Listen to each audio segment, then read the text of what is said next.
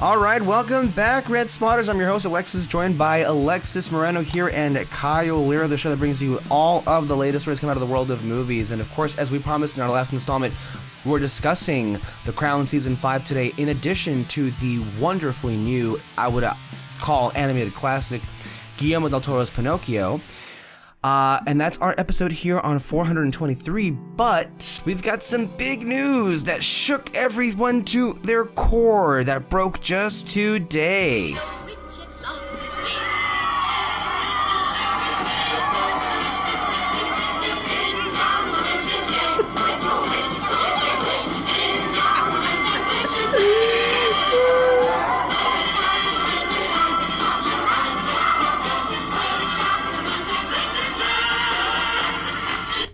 All right. Well, you see, that's a wonderful musical cue. I mean, for me, I would have gone with this. Yeah, that too. I mean, that's what I was thinking. Yes. So, anyway, if you can't tell. Yes. Let's do that. Let's do that too. We set free!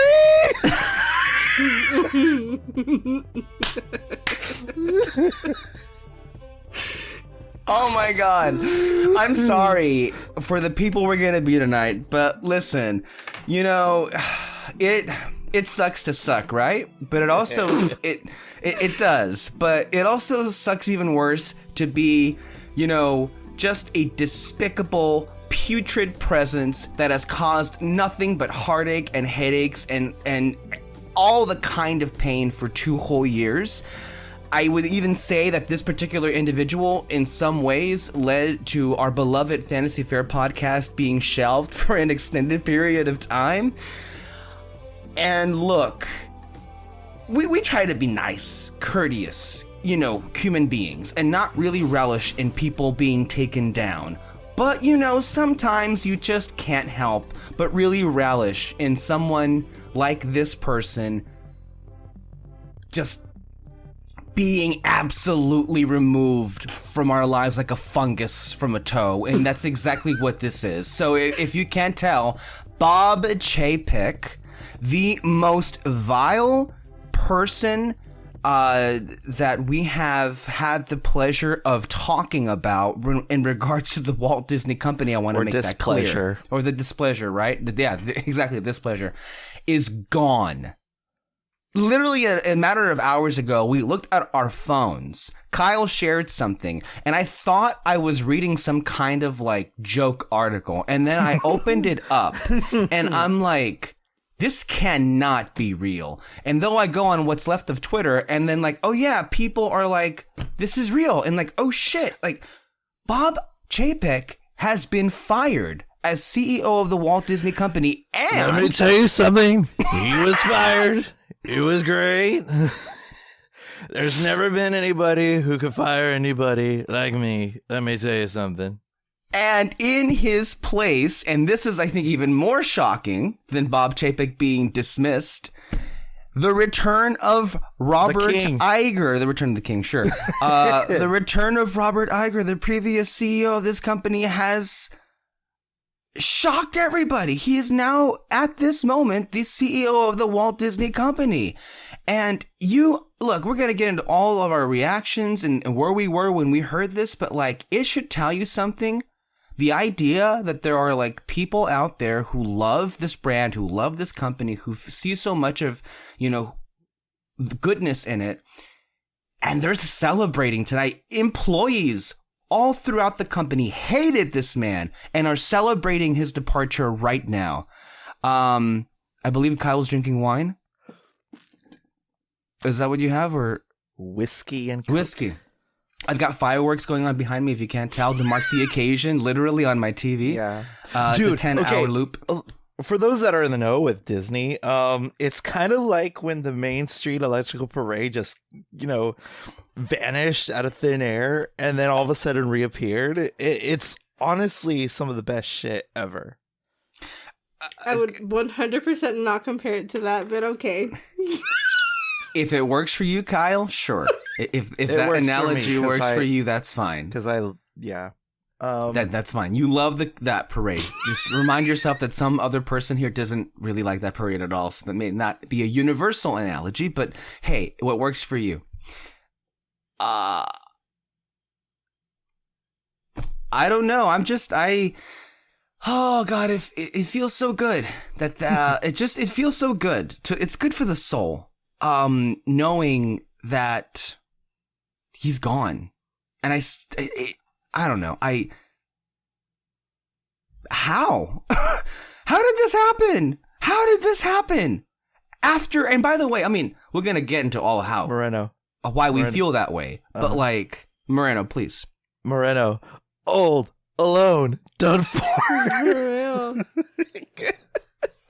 It's crazy. I was in the kitchen. I was making food. And then David had already gone to bed. And then he comes out running. And he's like, have you seen the messages? I'm all, what messages?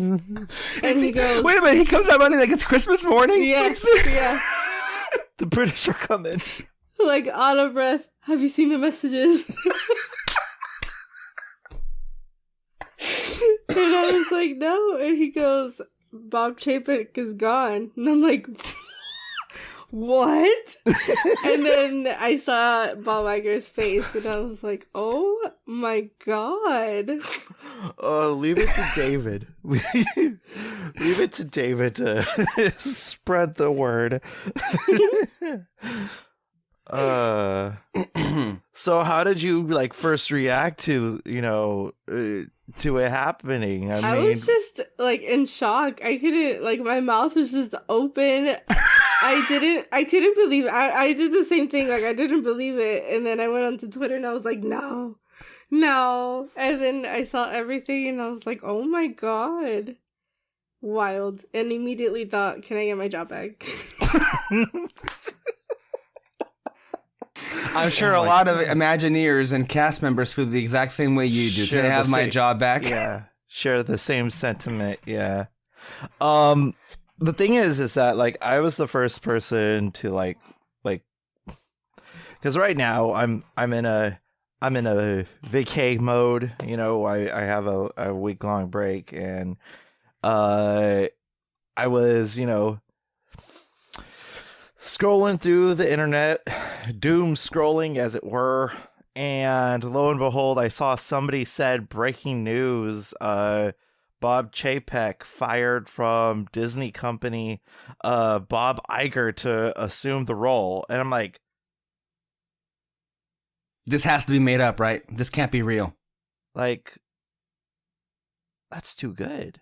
It is too good. It's too good to be true. It feels that way. This doesn't happen. This never happens. Yeah. And then, lo and behold, I was like, okay. I Googled Bob Iger just to see what pops up. If Deadline posts it, that shit is legit. Deadline, one of the most major trades in the entertainment news business, and for them to say that they had the headline, they had the pictures of the two Bobs. One's gone, one's back. Yeah, the Walt Disney Company Iger's version. No, but seriously, like, I looked at that headline and I was like, what the fuck, guys? You guys. I sent that news like nobody's business to the to our group chat on Facebook, and my God, I was in shock. I don't know how you felt, Alexis, but yeah, God damn, it just felt so good. Like, it was much needed endorphins. It really was.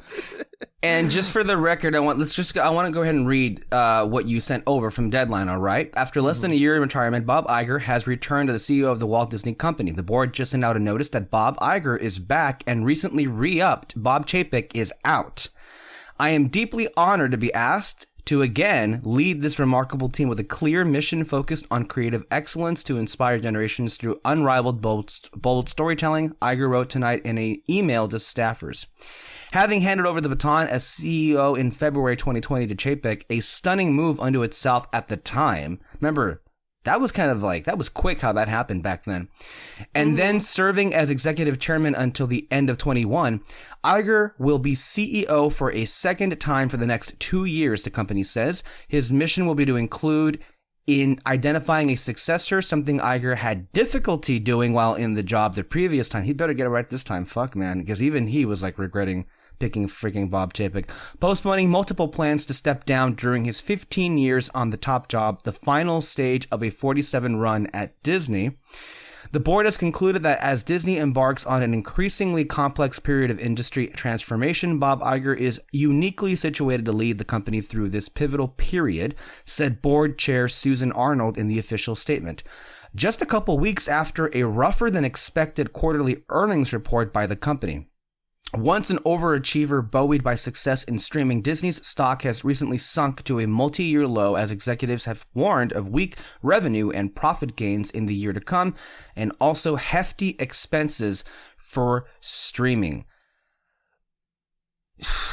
Yeah, it's been a tumultuous 2 years for the company. Let's just be real about that, right? And I would say that if Bob Chapek were somebody whose demeanor and disposition were entirely different, people would have been far kinder to him, considering that it is a tumultuous period for everyone, considering that the world entered a pandemic, still technically is, or trying to crawl out of the stage of a pandemic. And it's just a tumultuous period that every person alive is experiencing. And of course, if you're a multinational corporation like Disney, that's going to affect you to an extent for sure. However, we're also living at a time where it is really outrageous, where every single multinational corporation is going out of their way to really rob people blind while also maintaining the wealth that hasn't gone away at the very top of the company. And with Chapek, he really ushered in nothing but decisions that were... You can make the economic argument in favor of them, sure, from their perspective, but just about everything that man did angered a whole lot of people, whether it be from within the company itself, with talent, with executives, and maybe most importantly, from a certain standpoint, the actual customers and the fans, especially when it comes to the parks, which have really gone into a territory where, south. I mean, literally, it's gone south. Yeah. It's gone into a territory where I think all three of us, to an extent, have become very disenchanted. No pun, of course, on the new Disney Plus movie out right now. With the parks themselves and with the brand of Disney. And Alexis, I think was, just the last episode, she was talking about her recent trip to Disney and how she herself was not in a space any longer where it was just positive to discuss Disney. And she, in turn, said that was part of the reason for why, Fantasy Fair was just kind of like shelved for the time being. It's just, for you guys especially, it just wasn't fun anymore talking about Disney. Yeah, especially with Bob, paycheck as it as it were. But the thing is that never more has Diz Twitter agreed on anything so heavily than this decision from the company to reinstate Bob Iger, because it unanimously. It was pretty much described at the top of the episode, like Palpatine dying and the whole entire galaxy rejoicing. It is without a doubt like that kind of equivalent, because there has never been somebody more hated in the Disney company than Bob Chapek. He is uniquely hated.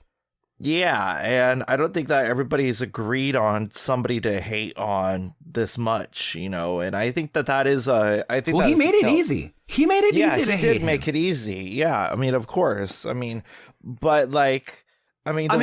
just get into it right now, Kyle? Yes, I'm gonna let you finish your thought, but when you finish that, what are the reasons why you hate him? Okay, the way that he, I'm just like going off general consensus of what like a lot of people feel about him is that a lot of people feel like he cheapened the brand.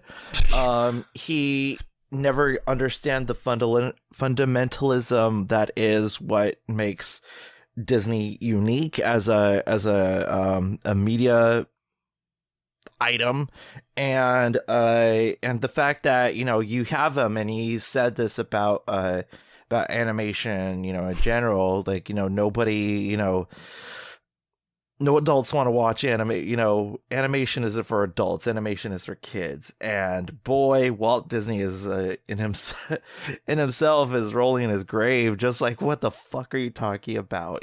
Sit the fuck down, Bob.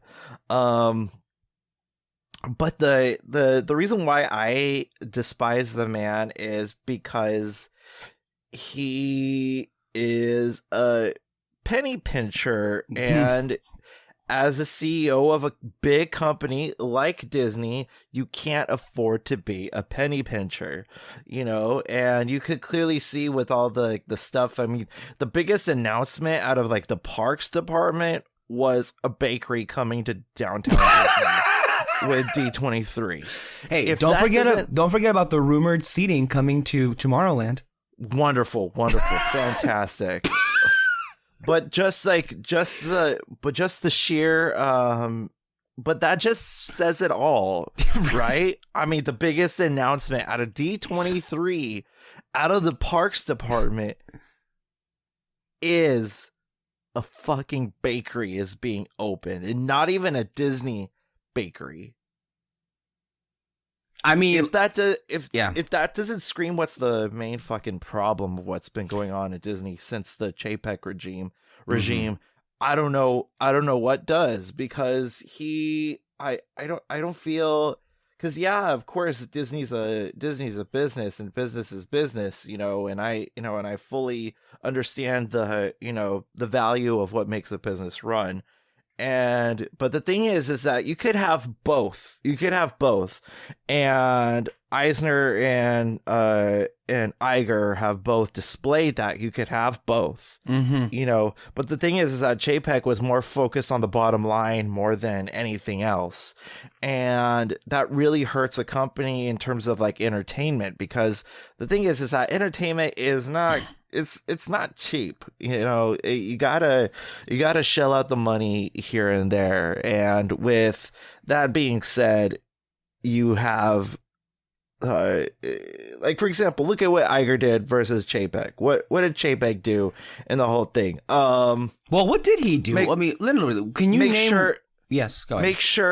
Make sure that Disney Plus is a force to be reckoned with. He barely did that. Not without creating new enemies. Because let's not forget, one of the many people he angered were the exhibitors during the pandemic, when he kept, shoving a whole bunch of films that were supposed to be in theaters exclusively, but on streaming. Everybody kind of gave him a pass because, well, that was the year that most theaters were closed, sure. But then it kept happening, in particular with the Pixar people, and then they revolted, very publicly so.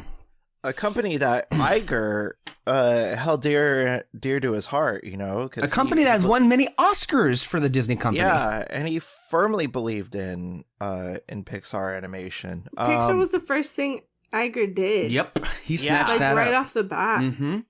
Because that's how much he believed in the company, because he was like, listen, this will be a great thing to be, let's make a wonderful thing together, and I think that really set, a tone of what would go on from like the expansion on Disney California Adventure. You have the other acquisitions, like buying a big old media conglomerate such as Marvel and Lucasfilm. He knew that Disney could be, was good, but it could be better. As Pedro Pascal would say. But the thing is that he understood that Disney needs to expand. Did Chapek expand? No, he fucking did not. He just let it stew in its own pandemic-ridden filth and skated by off all of these excuses that he had. And the thing is that he already did things for cheap with the parks. Yeah. And as CEO, he kind of got worse in terms of that. That's why, remember at the time, this was 2 years ago, but remember, I mean, I maybe all of us didn't feel good about Chapek being there in the first place because we'd all seen how he was handling the parks, and the parks were heading in the trajectory where everything was being on the cheap, penny pincher, as you would say. And guess what? As CEO, the parks got even worse, generally speaking, but then the whole company ended up seeing what the parks were already experiencing for years. And I think at the heart, at the core, really, at what was going on or what is just wrong with, well, what was wrong with Bob Chapek being the head of the company is there's two very important things. You got the sense that he didn't at all appreciate what he had. And therefore, he had no idea what to do with what he had. He was not at all equipped to begin to understand how to adequately, if not seriously know how to utilize all of the different aspects of the Disney empire. Not, of course, just the parks, but of course, all of the films and, of course, everything else that comes with it. And for the first time in a long time, Chapek came across as somebody who was a complete outsider in that he had no appreciation. He didn't cherish anything when it came to Disney, and therefore he didn't even, and that's one thing to not have that, but it so clearly came across to every person that he came across with that this person just didn't care. He just didn't understand. And he kept making blunder after blunder. I mean, of course, the exhibitors were one thing he pissed off, but don't forget, of course, the whole Scarlett Johansson saga. Don't forget, of course, the big thing earlier this year, which I think was probably the most humiliating experience any Disney executive has ever had, which was the whole Don't Say Gay bill drama that came out of Florida. And that was awful. That was terrible. And him just trying to ignore it only made it even worse. It's been shown again and again that his instincts were just completely wrong, and it's just blown up in his face. And I think Alexis has a lot of, I think she has what she said in our chat, and I think what she'll, elaborate further right now. I think what really kind of helped to really identify that this man, quite frankly, had no business being the head of this company was when he dismissed the medium of animation. This is fucking Disney. Disney birthed this animation and has made billions of dollars throughout so many decades. And for him to clearly not value that medium as anything important, I would buy it if that's kind of what helped tip the scales to kind of like him being asked to leave. Because if it hasn't already been mentioned, his contract was renewed only earlier this year for 3 additional years back in June. And yet here we are today and he's gone. It's honestly a remarkable turnaround. It really is. But there is no shortage of bad things you can say about what he fumbled, Alexis. Yeah, I mean, I feel like the last conversation we had, I don't know. I will say, like, I was happy with the trip that I recently went on, but it was just not okay. Like, it wasn't good. And it just made me sad. And, like, I had other conversations with other people that it just wasn't the same. It felt, not to, like, diss, another theme park, but it felt like it was going in the route of, like, Knott's Berry Farm. Well, that's funny. I mean, hey, that's funny. But I guess the overall point is, from the perspective of long-standing parks fans, like all of us here, we have noticed a change in the wind, shall we say. There's a feeling in the air, and the last 2 years, I feel we can all agree, there has been a significant deterioration in the experience of going to Disney parks across the board. Yeah. And I mean, I feel like it started like as soon as he came in. Yeah. Because if you guys like remember, the first thing and the first like problem that we had was Galaxy's Edge. Oh yeah. That was our kind of realization, like, wait, this wasn't good. It could have been amazing. And it was okay. which in Disney standards is like, this fucking sucks. You know what I mean? I think that goes into the category of like several operational mishandlings with everything that was like, let's say, new at the Disney parks. And we had already been for the last 2 years, like bitching and moaning about the litany of missed opportunities that were so easily just avoidable. And yet somehow every time they chose to go the cheaper and less efficient route, they did that every single time. Yeah, and it hurt them so much. Yeah, it did. Like, all the while, so they took a lot of things away, but fuck, did they jacked those prices up in ways we hadn't seen before in just these last 2 years. Mm-hmm. I'm a little scared to say it, but only because this podcast is cursed. But I'm going to Tokyo next year. Oh no. Ticket prices are $60. $60. And also keep in mind that Tokyo is the best Disney park. Yes. $60. Wild. I can't even fathom that. For just in the summer period, I paid literally $1,000 for a family of 4 for a 1 day. I paid $500 for myself for 2 days. That is insane. And the people that I went with also wanted to get Genie Plus, so we got Genie Plus. So that was another added thing, which was a complete waste of money. And so stupid. And like, somebody on Twitter made like a calculation of things that you now have to pay for, which you did not before COVID. It's insane. It's crazy. You got the sense that, look, let's be real here. There have been executives embedded at the company who, for a while, I'm sure, were of the mind that sooner or later they were looking for excuses to do all these things. But it took the right guy along to make it happen, and that was Bob Chapek, really. When I say there are people in the company, I just mean like the executives, not necessarily the creatives. But it took somebody like Bob Chapek to just, be that person that was willing to just go ahead and go there. And let's be real here. They've used the guise of the pandemic to do whatever they've wanted, which was take things away, bring them back half of what they used to be, but except they cost twice as much as they used to be. That's just been the motto for Bob Chapek.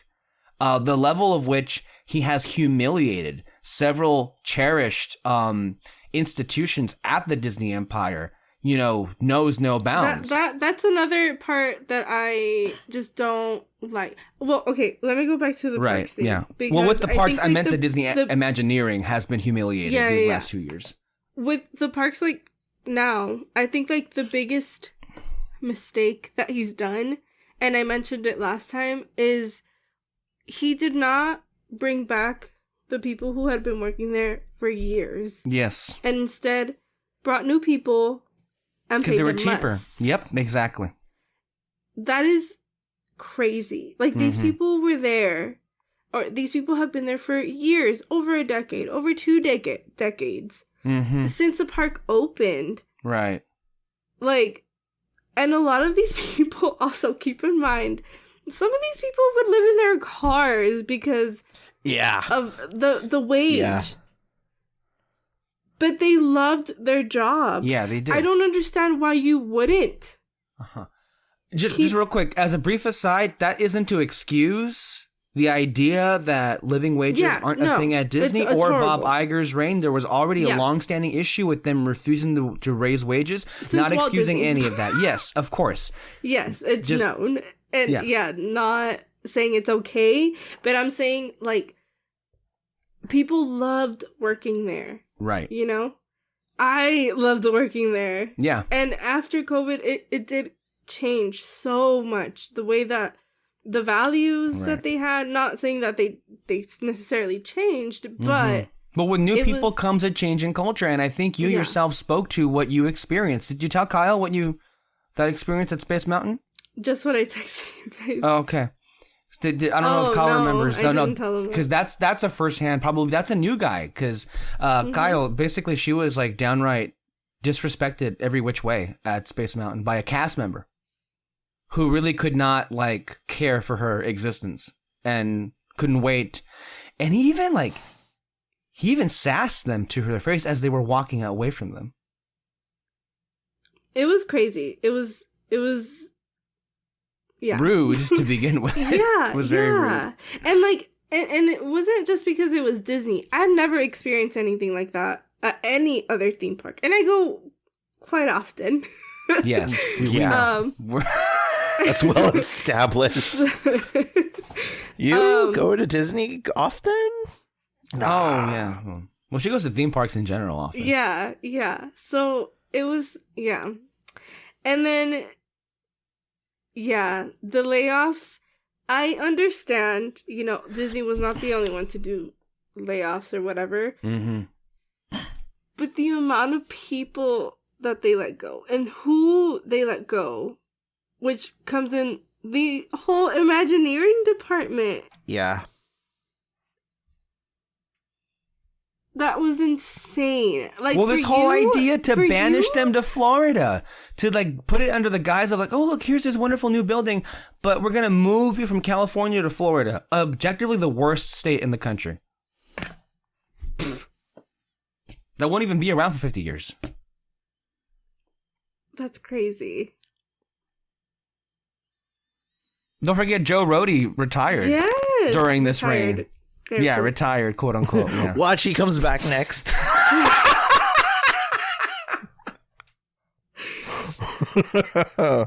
Yeah. But like, I mean, like you were saying, Moreno, I mean, just like it's one thing for another CEO to come back, but to detrimentally destroy company morale,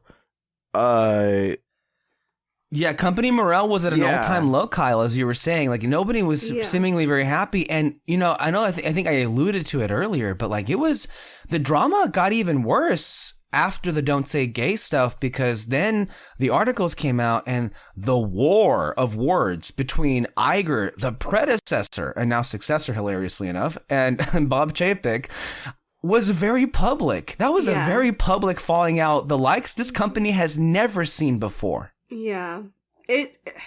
Well, I mean, you can make Roy E. Disney and Michael Eisner did not get along. Yeah, sure. There've been disputes in the past, and there's been a coup lately. That's a whole thing. Go read Disney War, I'm sure, and other things. But like here, fantastic Bob Iger, book. By the way, I'm still waiting for Disney War Part 2. That book is gonna be this one basically. But it's like it's so unique, the fact that Bob Iger's so he had all the qualities you wanted. He had great business sense.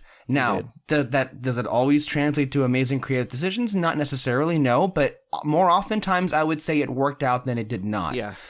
And he also knew how to present himself as somebody who really clearly loved his job and knew what he had and knew exactly how to get some real things done. And let's not forget to give him credit also that in the last decade that he was there with Disney parks, they really did go above and beyond with breakthrough attraction after breakthrough attraction that are, I think, heralded as classics. Parks? Exactly. Yes, absolutely. So that's going to go down in history for sure. In Disney. So the thing, like, first off, this is the biggest entertainment pivot to previous successor since Russell T Davies was announced as the showrunner for Doctor Who. That was also quite shocking.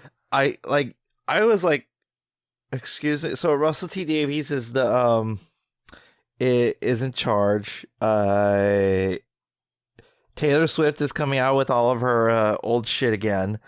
And winning awards. Just saw tonight she won an award for a re-recorded version of an album she released back in 2014, 13. Yeah, it's hilarious.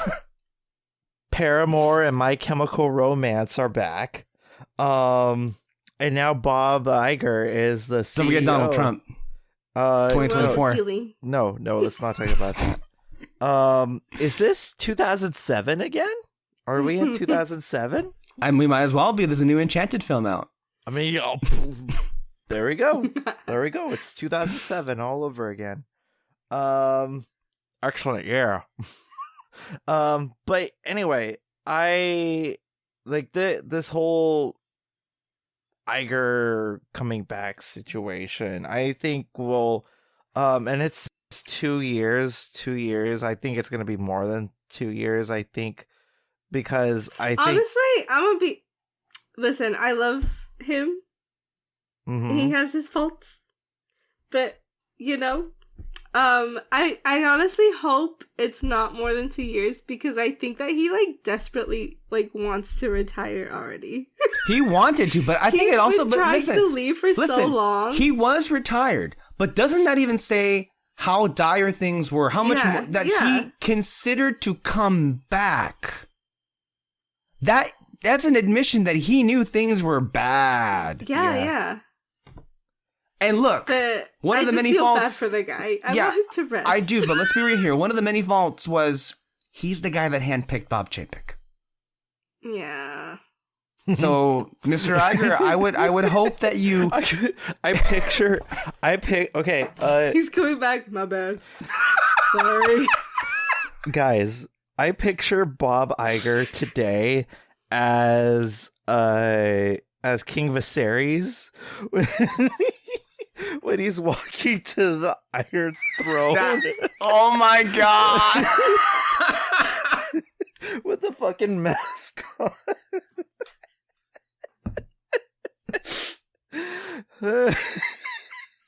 Mickey Mouse giving him the crown. Mickey's Damon.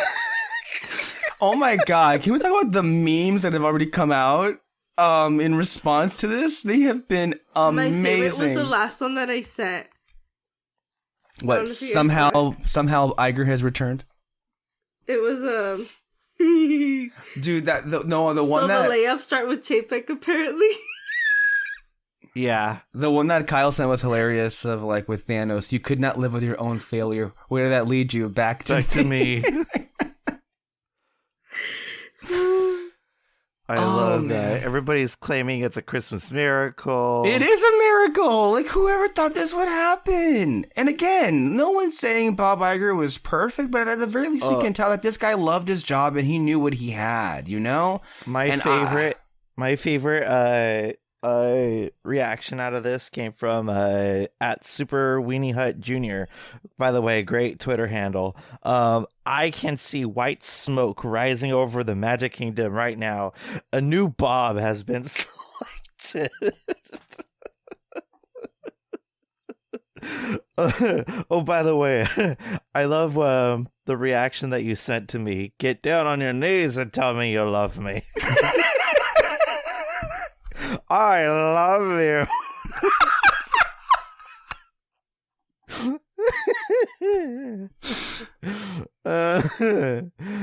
Oh my god.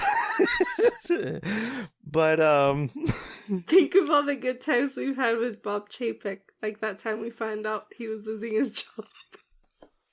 Oh yes. My God. I love part of the statement that Iger sent out. It is with an incredible sense of gratitude and humility, and I must admit, a bit of amazement, that I write to you this evening with the news that I am returning to the Walt Disney Company as Chief Executive Officer. Oh, I love this one by Rebecca Keegan. The one true Bob, first of his name, King of the Nine Old Men, Lord of Burbank, Protector of the Mouse. Back to the Game of Thrones analogies. Honestly, it's great. I mean, yes, of course, the fault in our Bobs. The fault in our Bobs. Yes. You like that, didn't you? I gotta write that down. That's clever. Honestly, there's the fault in our Bobs, but honestly, of the Bobs to be, of which is which, I would pick Bob Iger. Oh my god. This is like the when one they I just sent you. Breaking Chapek has been sent to the Disney Vault. Oh my god.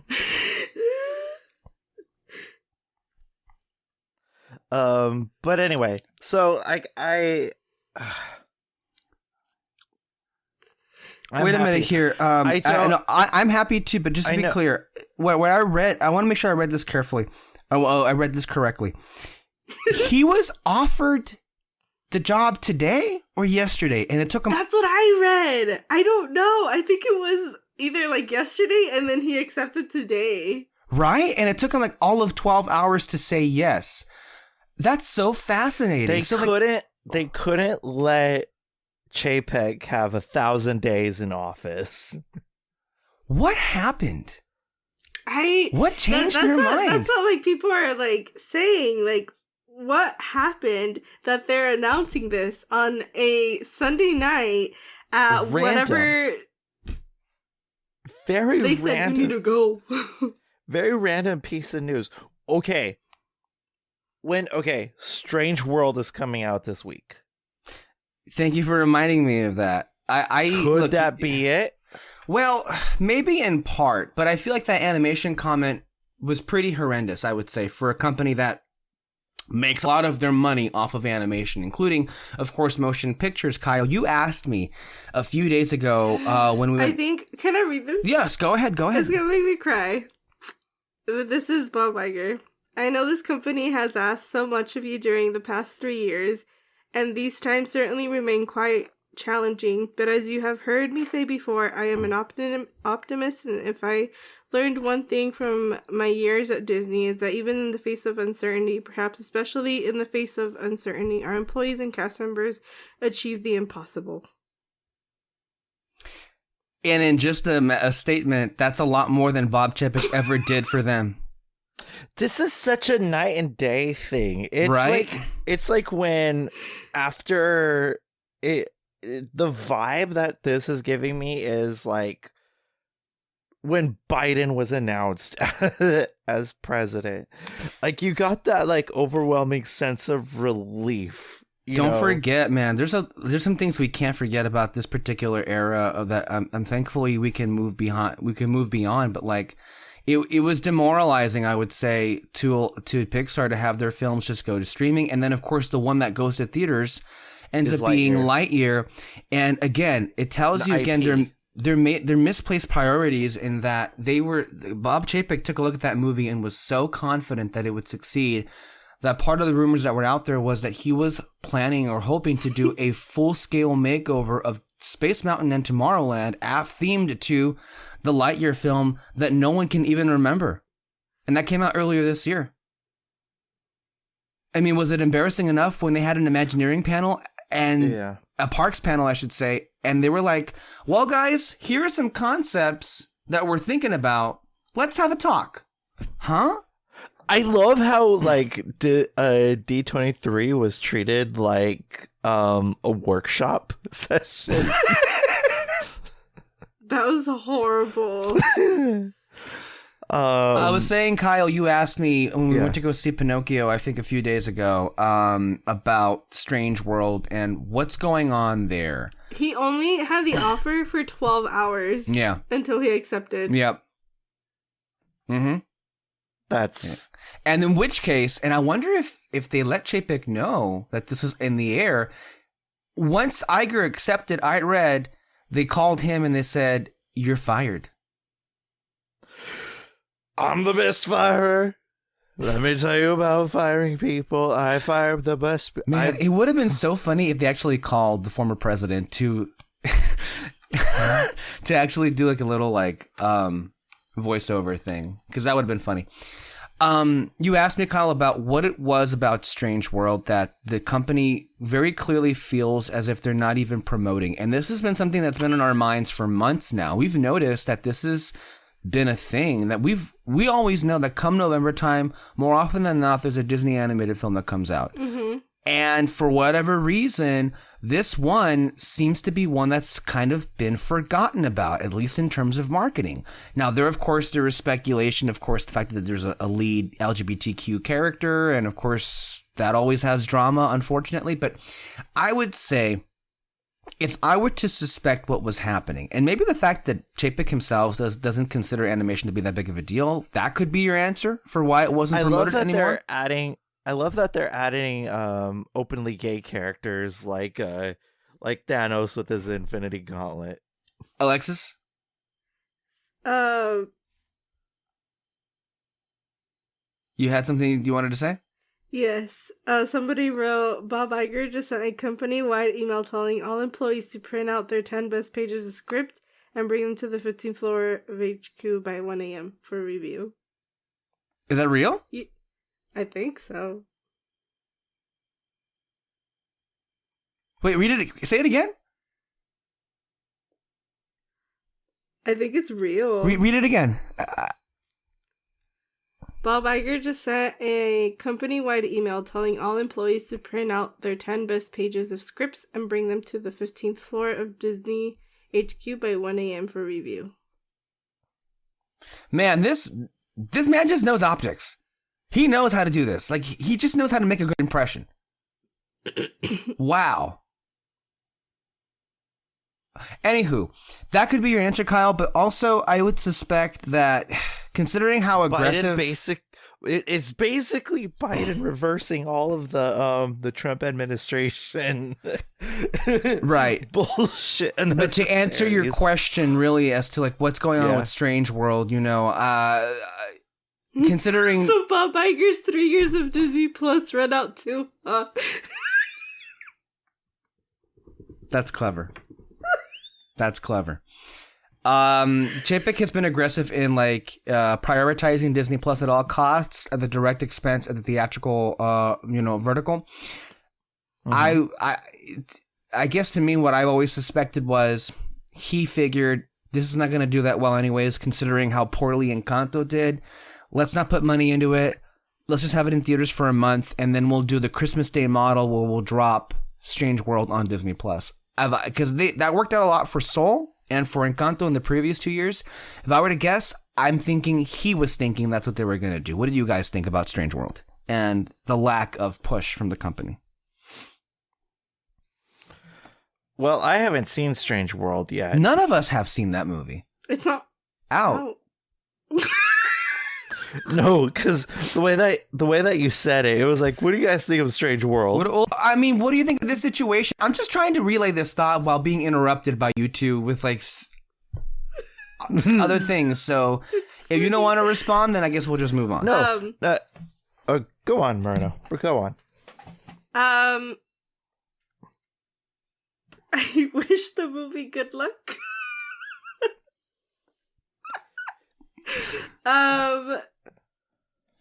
Yeah. I honestly feel like I haven't seen a trailer for this movie. I honestly don't even know what it's about. Well, it's about Disney's first openly gay character. Didn't you read the memo? Didn't you read the headline on some conservative outlet that this is the next target? The Truth social media app. Yeah, Truth Social. It's also because of that. I don't know if it's because of the lack of presence or marketing, but we've also forgotten about this movie. It's a stacked month. There's a lot of movies we're going to go see, and I'm sorry to say, Strange World's kind of at the bottom of our priorities. Yeah. Sad to say. And it's a Disney animated movie. An original Disney animated movie. The last of which, by the way, ended up being the number one favorite film of two of our panelists here on Red Spotlight.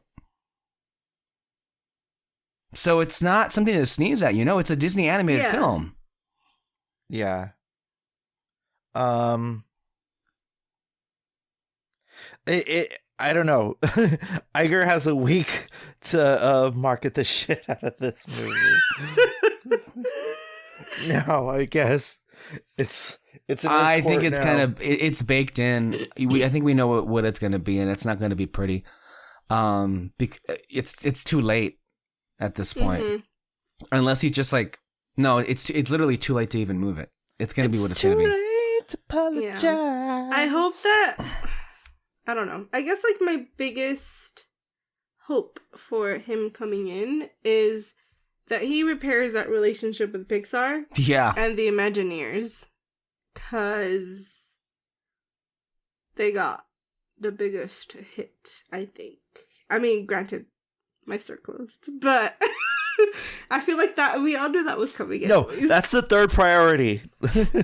Let's bring Alexis Moreno's. Yeah, there's a lot of things we didn't discuss. Of course, I mean, Alexis just briefly mentioned it, but of course, the overall evisceration of the Disney stores all across the country. You know, the world, literally. We're gonna go ahead and leave it there because we have a couple of things to get to. One thing I wanted to mention, and this is a bit of a surprise. All of us, I would say, are pretty avid fans of the Netflix series Daredevil, starring Charlie Cox. And we all know of the revival coming to, well, I should say, we all know Daredevil of Born Again. Daredevil Born Again, which is I don't know. It's hard to say revival or continuation considering we don't know if it is that, either of those things. Did you guys hear that Deborah Ann Wall, the actor that plays Karen, has said in a recent podcast she hasn't been asked to return?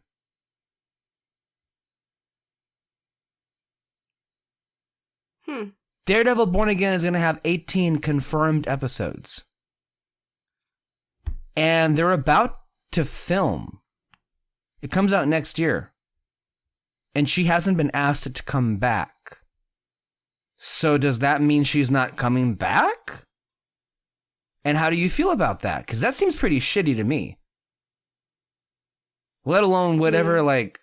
Is anybody else coming back? Wilson Fisk, Vincent D'Onofrio. They, what's it called? John Bernthal said that he was in talks to coming back as Punisher. But so far has not been confirmed. But not confirmed. He just says that he's been talking with Marvel about it. So probably him, but that's pretty much it.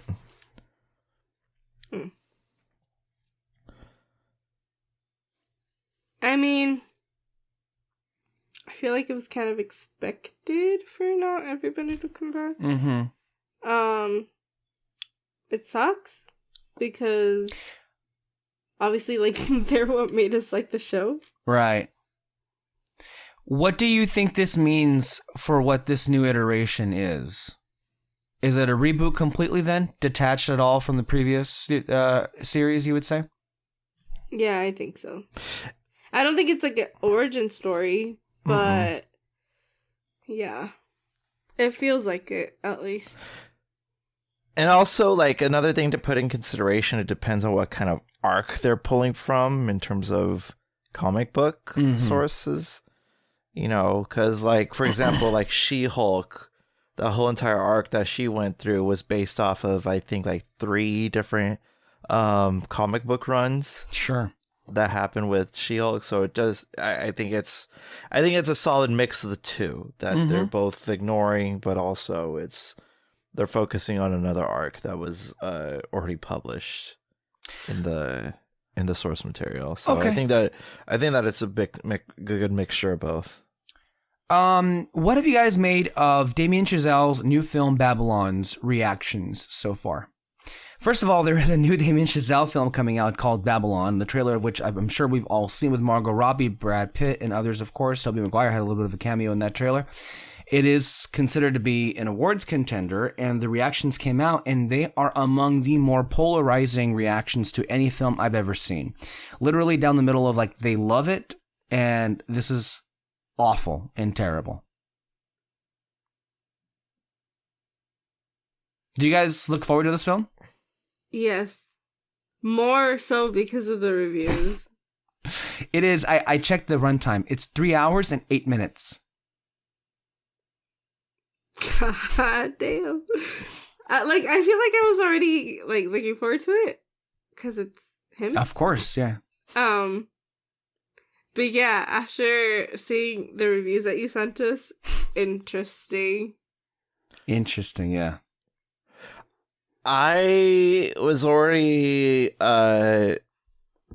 somewhat intrigued about this movie, just how it looks.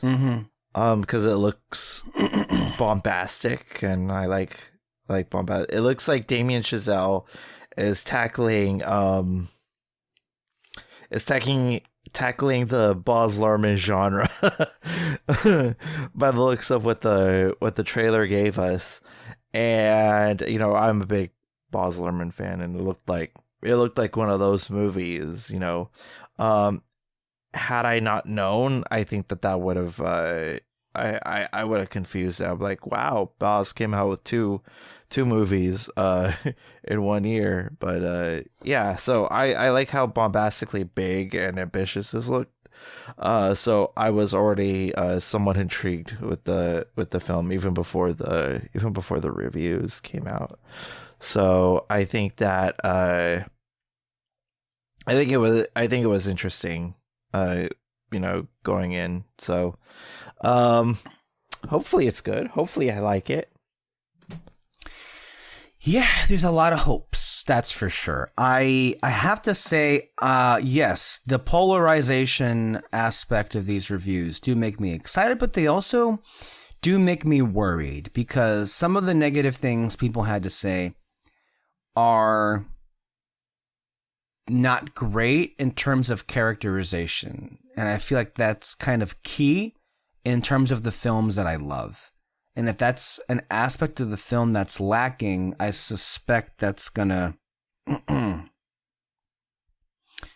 play a not so great role in what I would think of the movie if that's the case, But we will see. We will see how it goes. Obviously, I love his first two movies, Whiplash and La La Land. I thought First Man was really, really good, but it's just not a film I think about or at all revisit.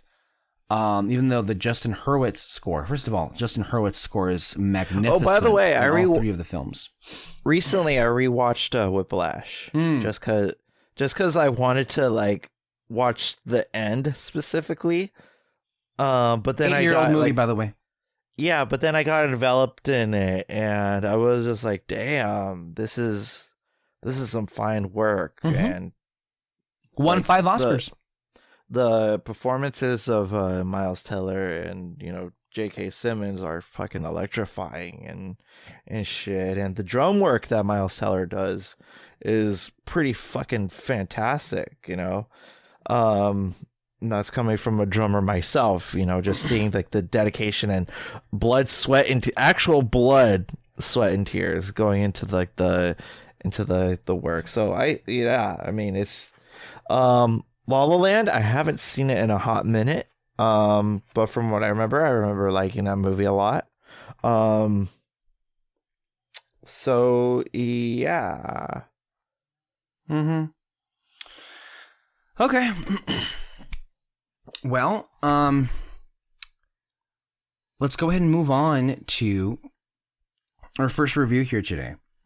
One of which, of course, I had the pleasure of seeing with Kyle. Wait, you know what? Before I get there, Kyle, I wanted to get your thoughts on Black Panther.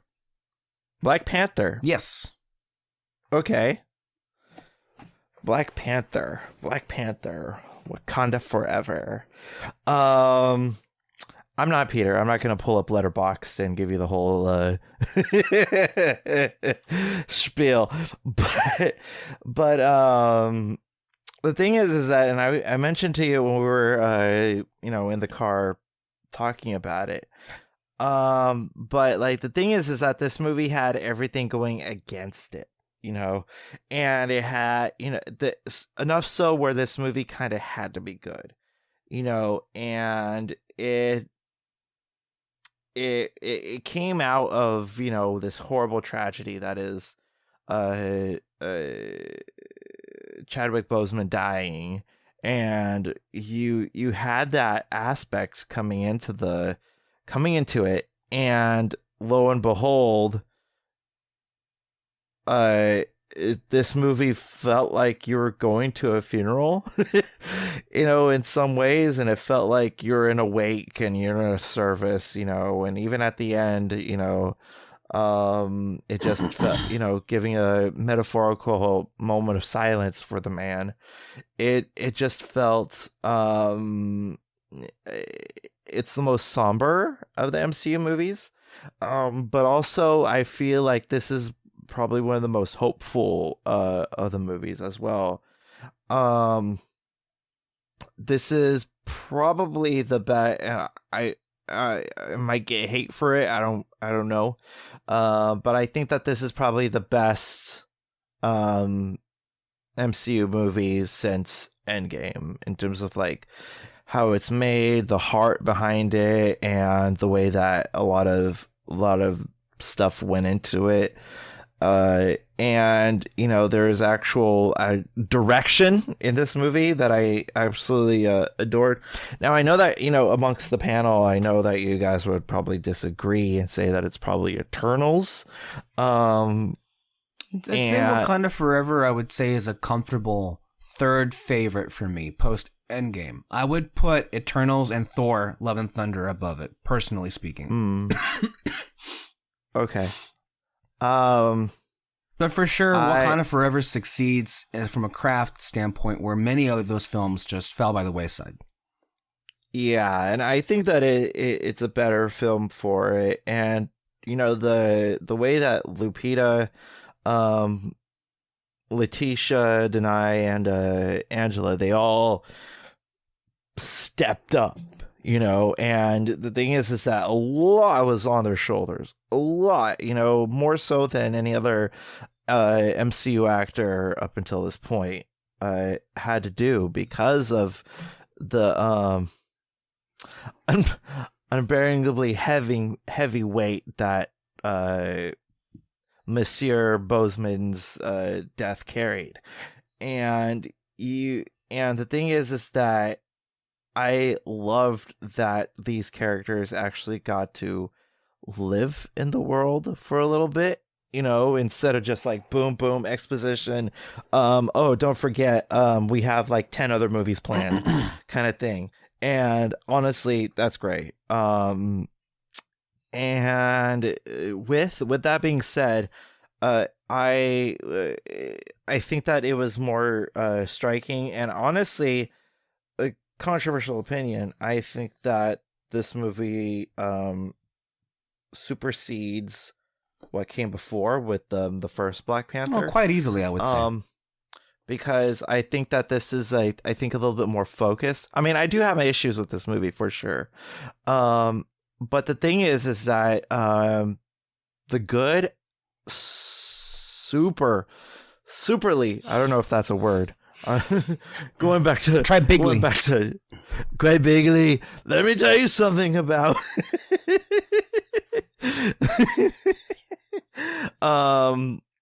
the way that this movie the good outweighs the bad in multitudes. And like, for example, with Everett Ross, I didn't particularly find entertaining in the slightest. I just thought it was just side banter at most, that I was just like, okay, let's get back to what Namor is doing. And by the way, speaking of Namor, I don't know what the name of the actor who played Namor, but he did fantastically well in this job. I think probably you know, one of the more memorable antagonists in the MCU. And what I feel like what they were trying to do with Killmonger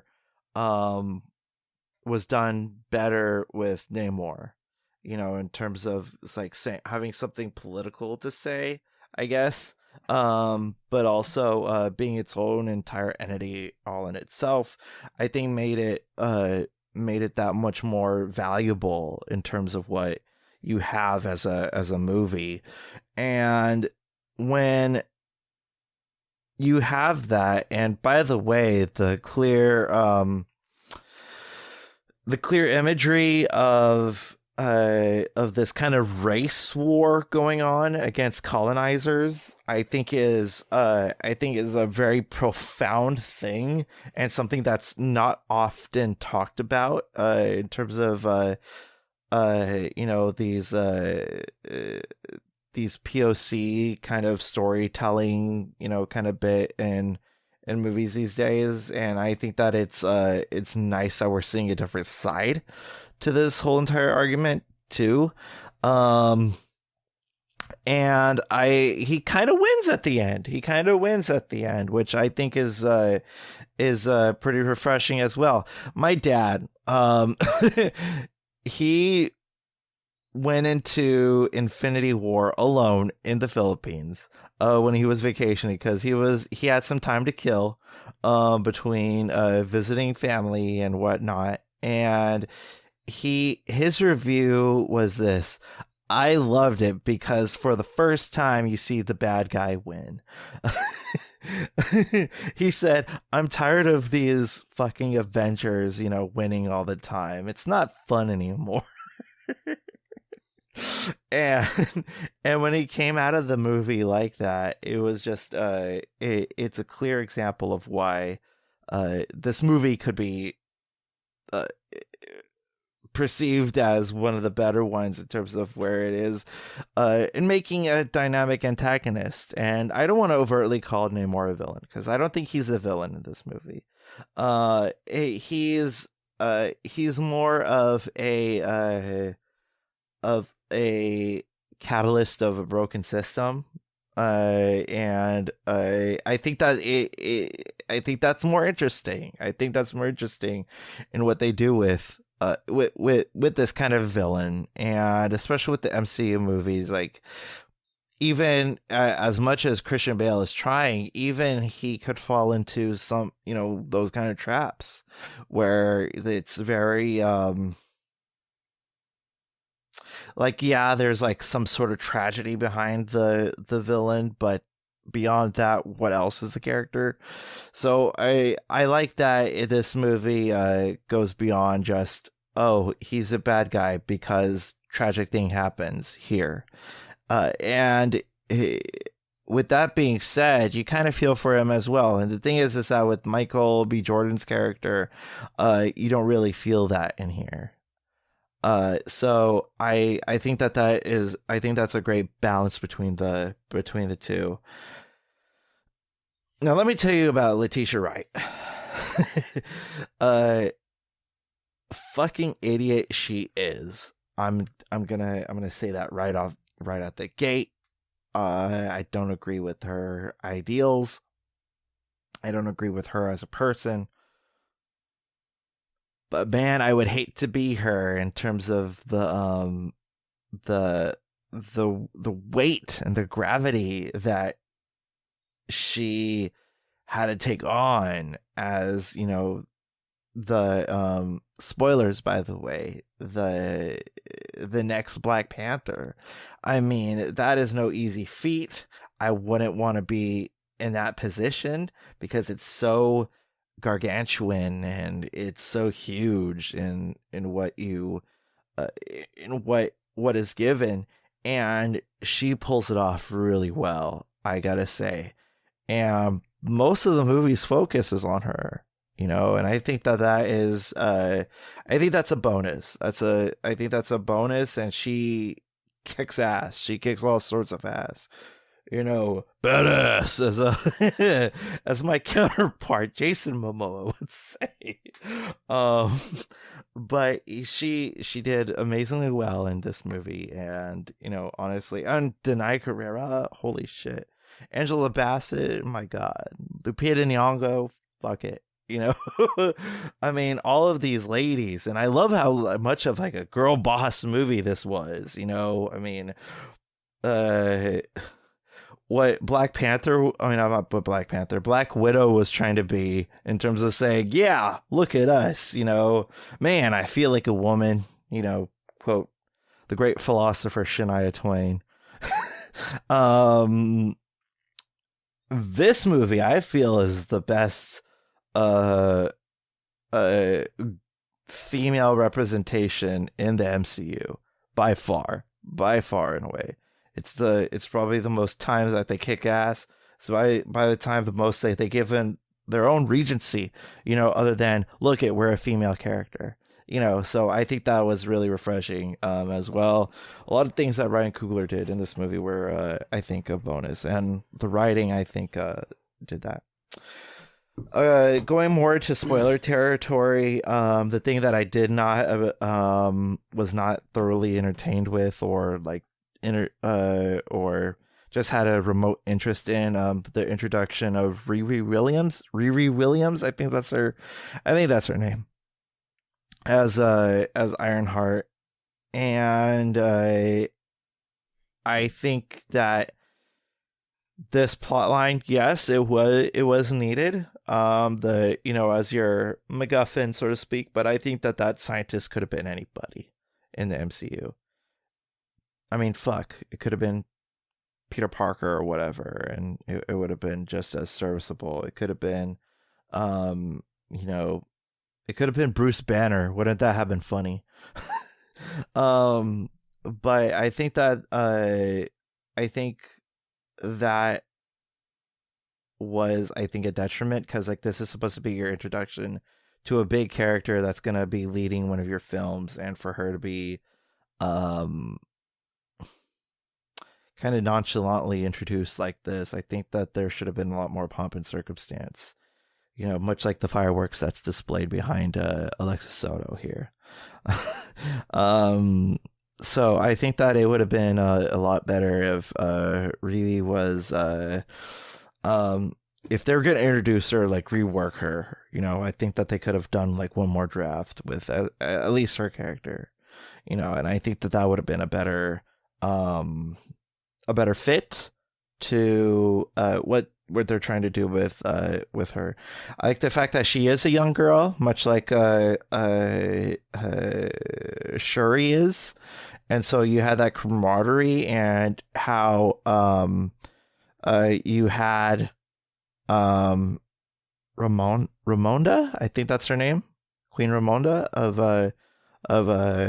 Wakanda. I think that her sacrifice in protecting her is, I think, I like that, because it's very profound, because by and large she's a mother.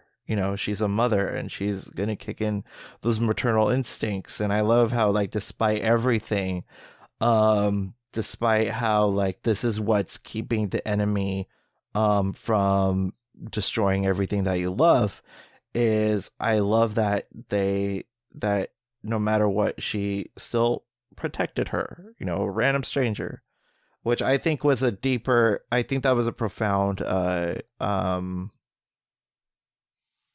I think it was a profound sacrifice in that way, But again, like, Riri could have been anybody, and it would have still made the same effect, because of that small little effort. And yeah, I think that the death of Angela Bassett, I think it's just because we got to spend more time with her in the MCU than we did with John Candy's character. I forgot what his name is. But I think that her death was more profound than the one that John Candy had in terms of the context of the story. And honestly, I think that it was a better death. Surprise, surprise, Apollo Creed Jr. comes up into the woodwork, and you have Michael B. Jordan coming in and doing like kind of like the metaphorical devil on your shoulder, which I think was a more profound use than I think it's a more endearing use of your Michael B. Jordan than was done in the first Black Panther. And so yeah, a lot of things are better this time around, and I think that this movie really ran with it, My second biggest gripe of this movie is the Everett Ross thing, because that this move particularly is setting up what's going to be seen in like Thunderbolts and whatever, and you're gonna, or Secret Invasion, whatever whatever project is going to be involved, and again, it's Well, that's what I mean, though. It's multiple projects. It's not just one, which makes it worse. And you see, the thing is that, again, like what I was saying beforehand, it was like, oh, look, we're setting up 10 movies right here, right now. Let's do it. Or like Alex Jones says, we're here, man.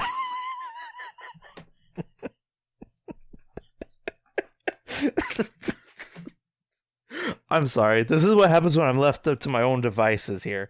And I don't know what, I mean, it's nice seeing Julie Louis-Dreyfus and things, but this particular project, it would have made more sense to have Thunderbolt Ross himself in this. I think that would have been more meaningful, I think, if they were to go through this route, but they went with Valentina, whatever her name is, whatever the fuck, I don't give a shit. And it comes off as it comes off as desperate. It's a big word to throw out, but it feels very desperate. It's like seeing it, again, spoilers to if you haven't seen it already, it's like seeing Charlize Theron at the end of Multiverse of Madness. It's just like, all right, way to throw off all momentum in your project, guys. Great. It's like a little speck when you're trying to restore a picture, a painting, and that speck just won't go away. But you're trying to somehow make that speck work in the grand context of the picture. But you forget that the picture that you're making, that you're trying to restore, is the Mona Lisa. But again, like, it would have been perfect had not been for those two elements, I feel. But overall, I thoroughly enjoyed Black Panther, Wakanda Forever. And it's just it felt really good. Also refreshing that it had no like end credit sequence. A little thing that I know is that a lot of people didn't think that there were any kind of end credits to speak of, because in the original showing, to test audiences, the one where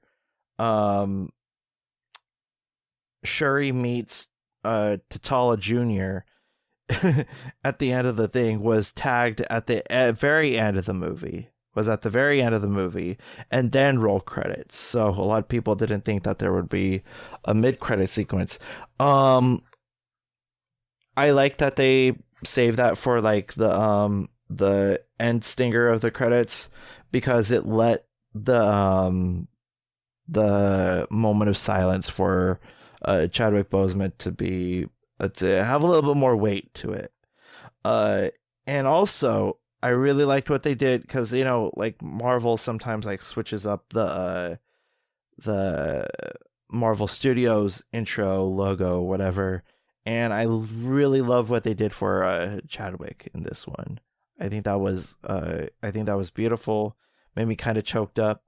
And when Shuri is just thinking about it, you don't hear anything. You just see flashes of images of Chadwick Boseman up on screen. And when you see that, I feel more, I feel the weight. I feel the weight that this movie was carrying, and I think that that's what left an impact with me. Just how touching and sincere this movie was, in terms of not only,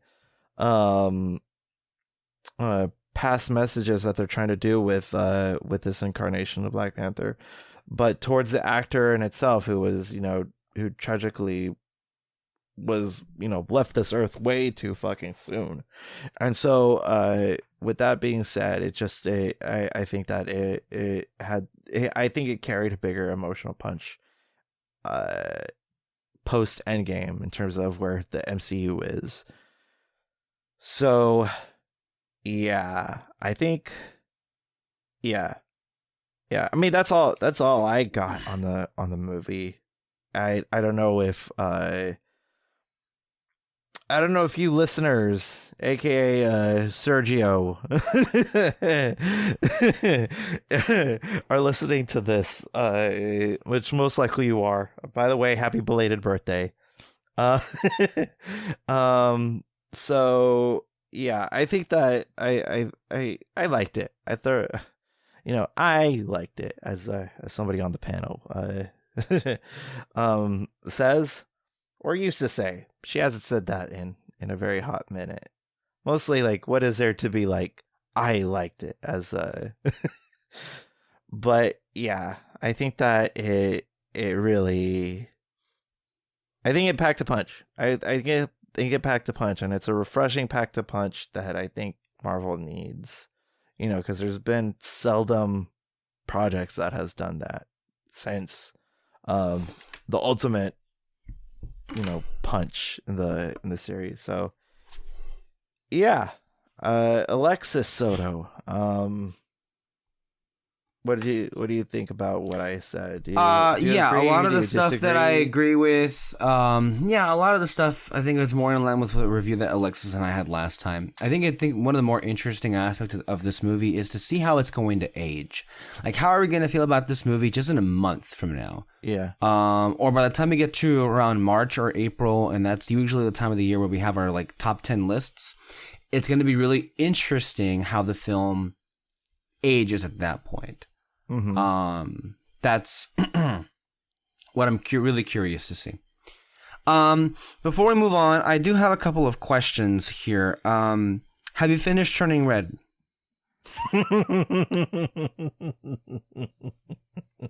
That's a no. Okay. Do you plan to finish Turning Red? Yes, I do. Okay. Have you seen RRR? No. Okay. Now, Alexis, your turn. Have you seen Everything Everywhere All at Once yet?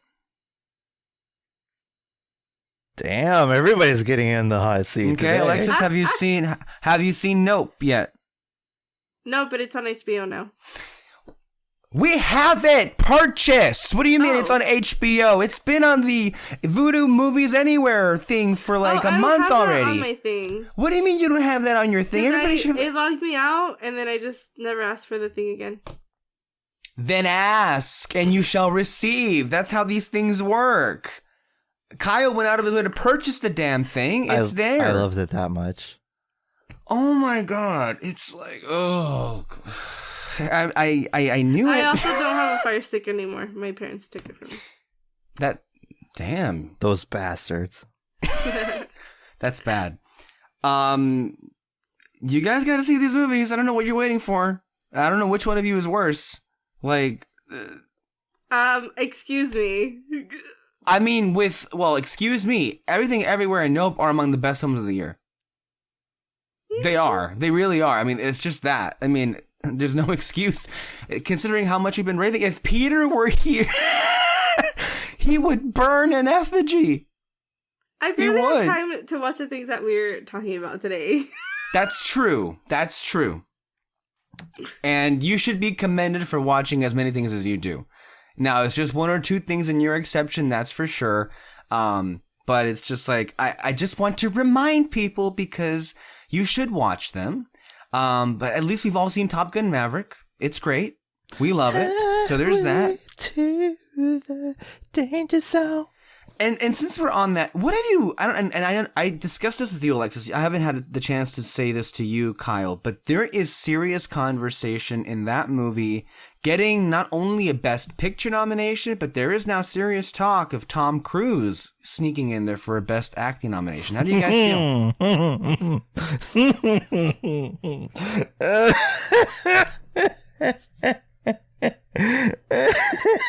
Why are you laughing maniacally? How did that? It's like an evil villain laugh. Like, what's going on? Oh my god. No. I enjoy that movie a lot. Mm-hmm. It's even top 10 material for me. But no fucking way should he be in the conversation of best actor. If anybody in that movie, maybe Miles, but specifically Val Kilmer, should be in that conversation and supporting, you know? So like the reason I should clarify the reason for why he's being talked is because they're having a hard time. And when I see I'm just like right now Well, the they're conversation. Well, I want to be clear about who they is. Not the They Academy are. voters. The Academy voters are not having a conversation. The pundits are having a conversation.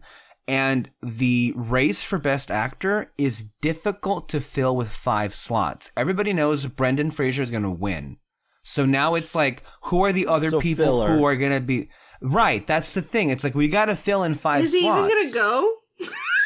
He's not going to go to the Golden Globes because he was groped by one of their members a few years ago. So he's not going to attend that ceremony. Very understandable, obviously, about that. And who knows, maybe they'll give it to him, but then that'll be awkward. I don't know. Let's see. That'd be funny. Oh, by the way, I hope they do.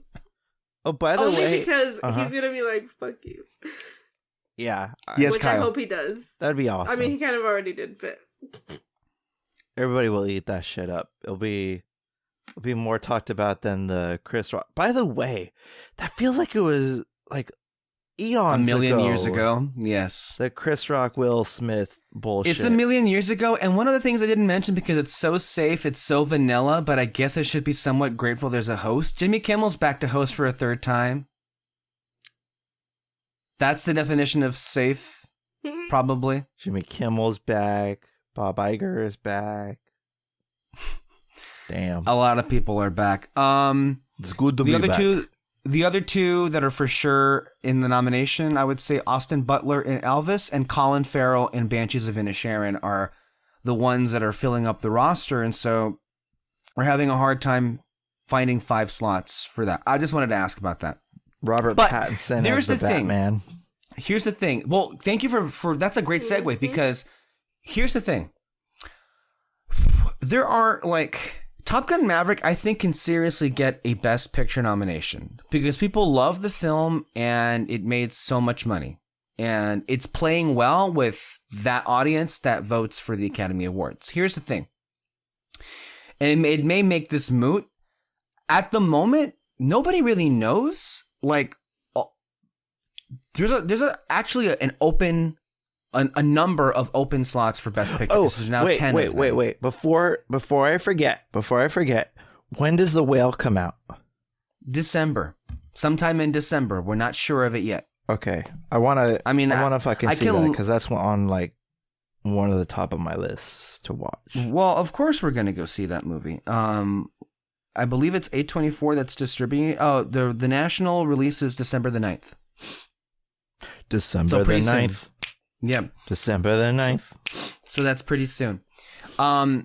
Usually there's only room for one blockbuster. However, there are a number of really interesting films that fit the description of blockbuster movies, but that have also been previously nominated for Oscars themselves, or at least previous entries. For example, Avatar won and was nominated for a lot of Oscars. We will see how good or not the sequel is, but you would assume that because it's James Cameron's name on it, it's going to get some kind of play. At the same time, interestingly enough, we all agree Black Panther Wakanda Forever is a far superior film than the original. Black Panther did receive, among many things, a Best Picture nomination and won 3 Academy Awards. I don't think anyone seriously believes it's going to get much of anything. The sequel anyway, this time around. And there's names, they're being name dropped. Top Gun Maverick, Wakanda Forever, The Way of Water. But I would say a blockbuster that also succeeds in being an amazing film on its own right that's not being seriously considered for anything, and that's The Batman. Which is the best film with the name Batman on it. And I think still the best blockbuster of the year. Easily. That I For think me, should it have is. serious. Yes, easily, yeah. What? Hello, that film. I'm gonna say it. It's worthy of a Best Picture nomination. It just is. Tuesday, October 31st. You mentioned, Kyle, you recently saw that again during Halloween. No!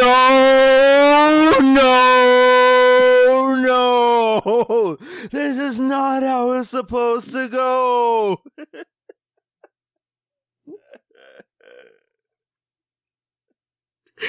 Oh my god.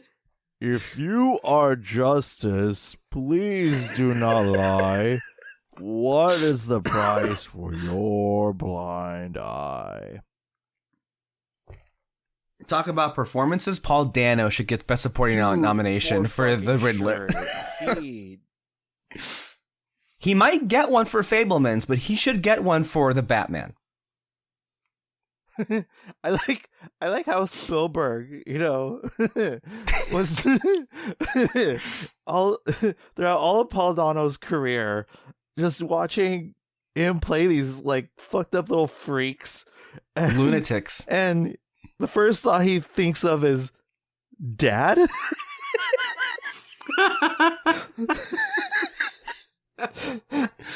It might be kind of weird when we see Fabelmans and he's playing a loving person. Yeah.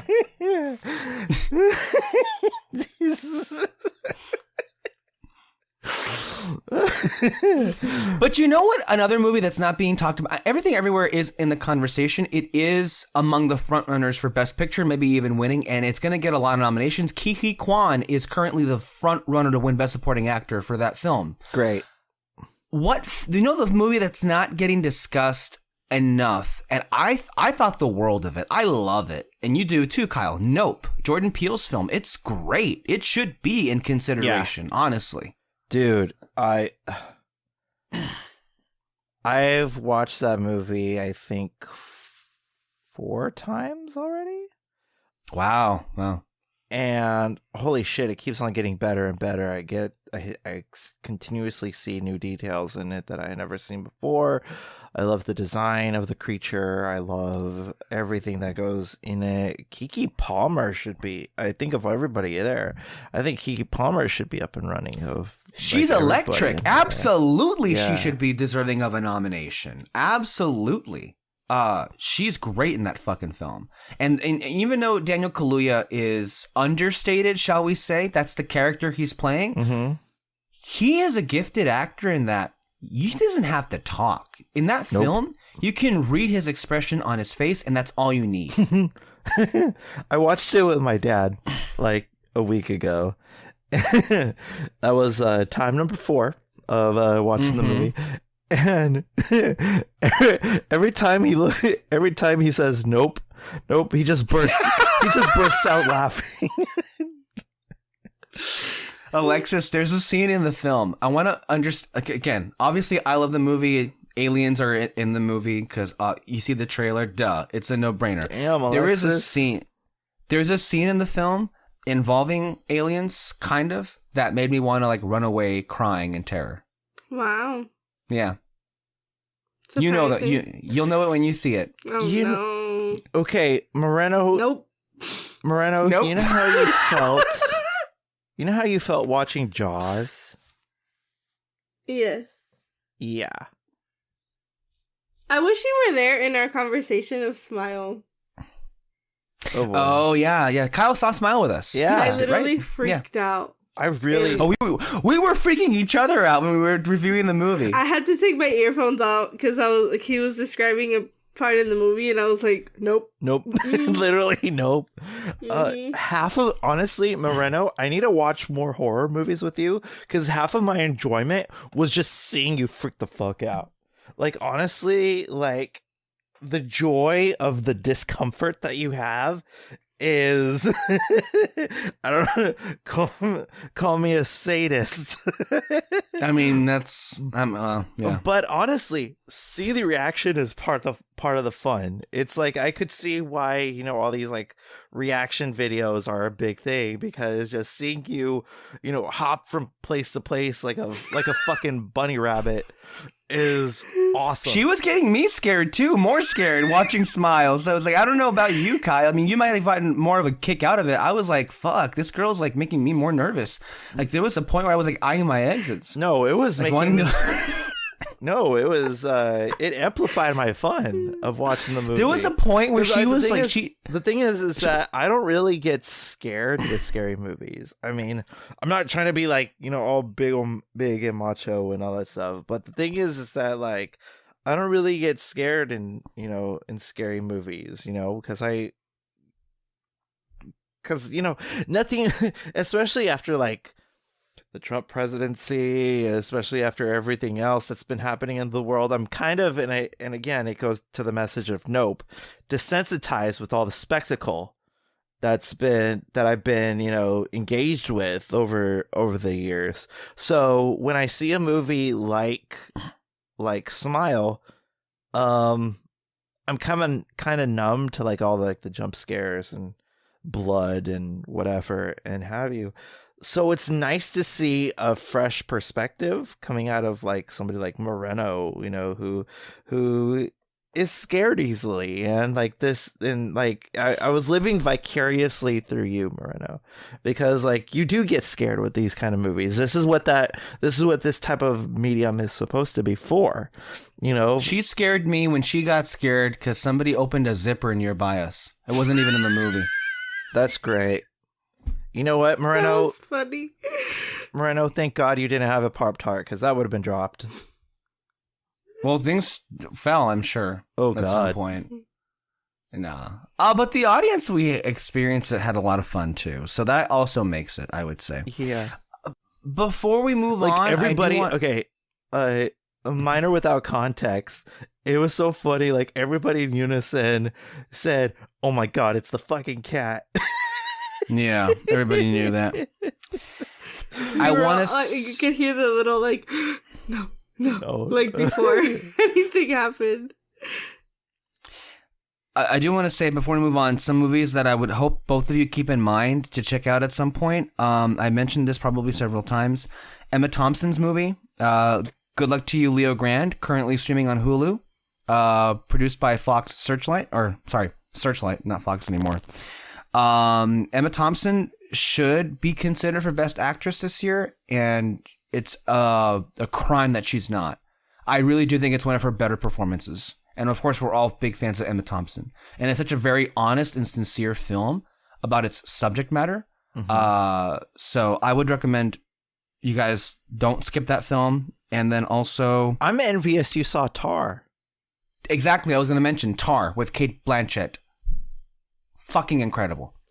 It's a film you're going to want to see again, because there's some details when you watch it a second time. I have yet to see it a second time, but I got to see Tar, and it was like, wow, this is cinema. And Cate, oh my God, Cate may have given her best performance in this movie too.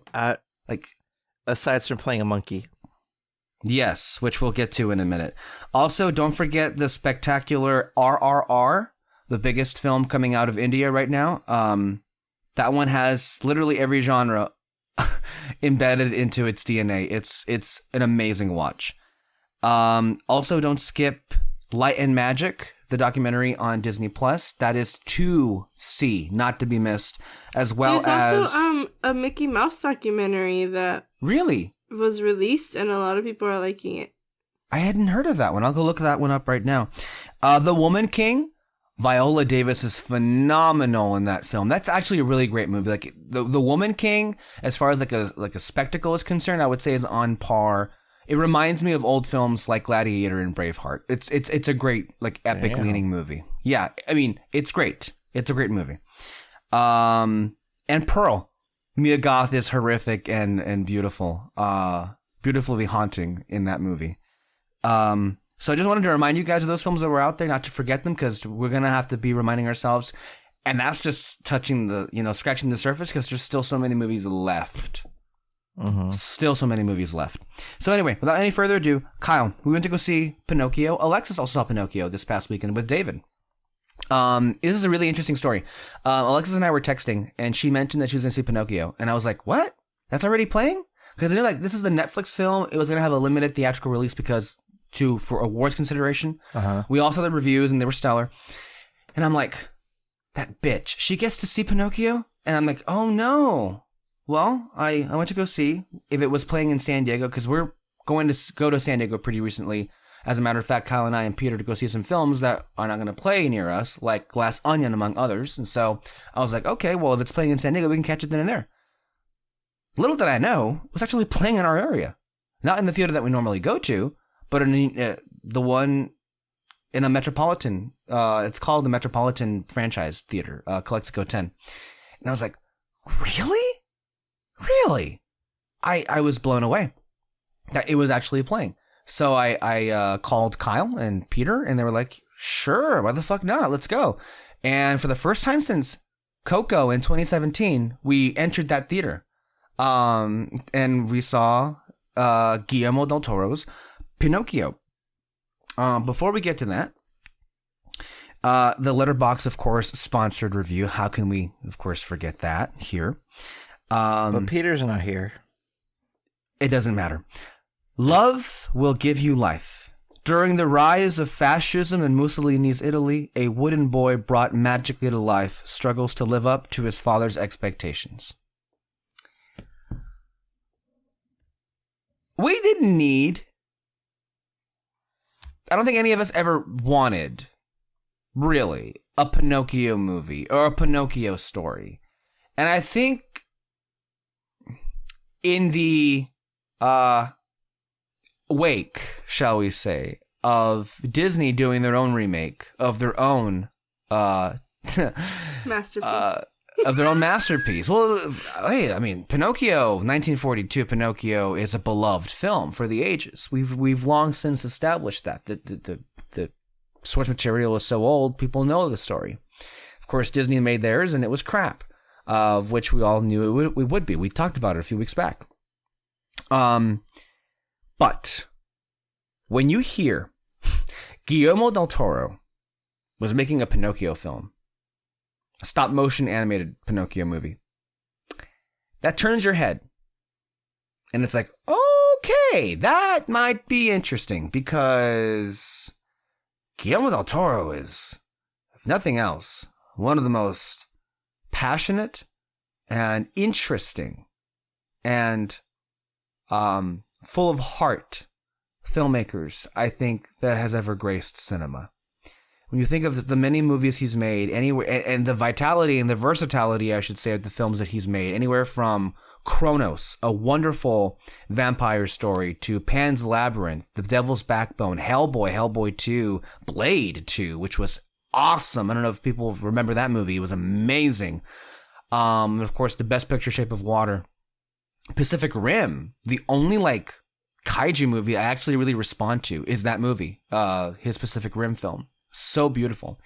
Even though some of us didn't care too much for it, but Nightmare Alley I loved. I couldn't get enough of Nightmare Alley. I loved it so much.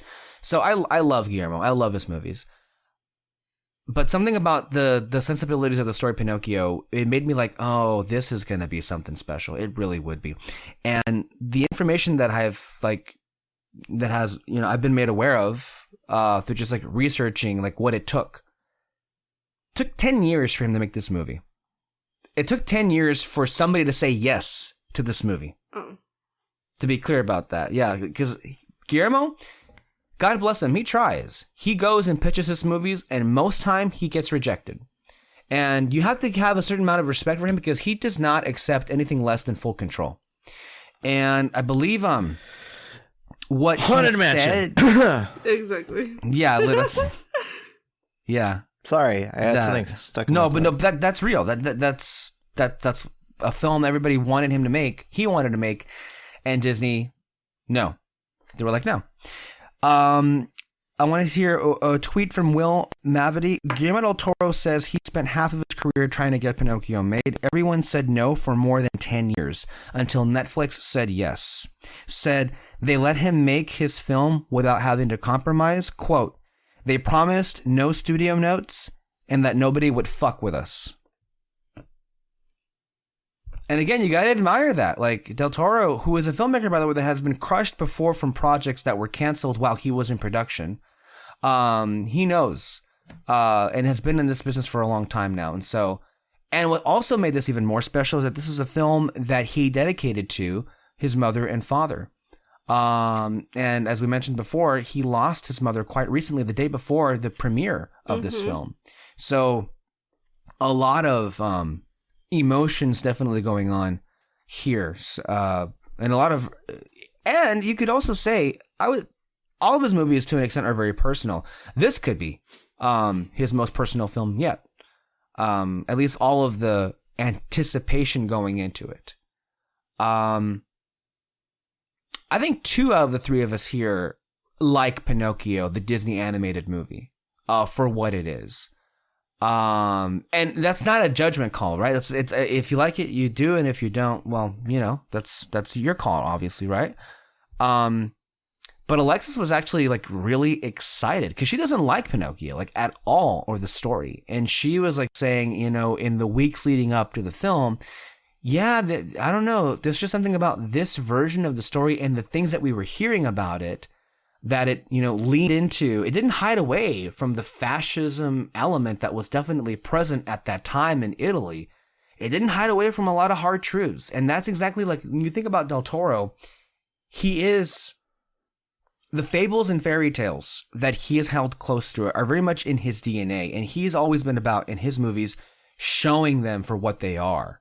Unbridled. It's never been the whole Disney way of doing fairy tales has never been Del Toro. When you look at Pan's Labyrinth or look at The Devil's Backbone, and you see it then and there. And so, yeah, him doing a tale like Pinocchio, it was going to be worth seeing.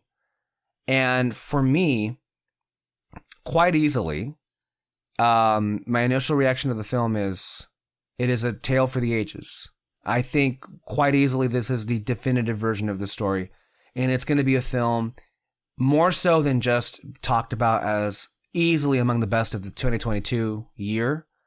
It's going to be a film I'm going to easily revisit at several stages of my life, because I would say that the messages, the themes, and the overall impact of what it's had on me is just like, yeah, that's a film I'm going to come back to until I die.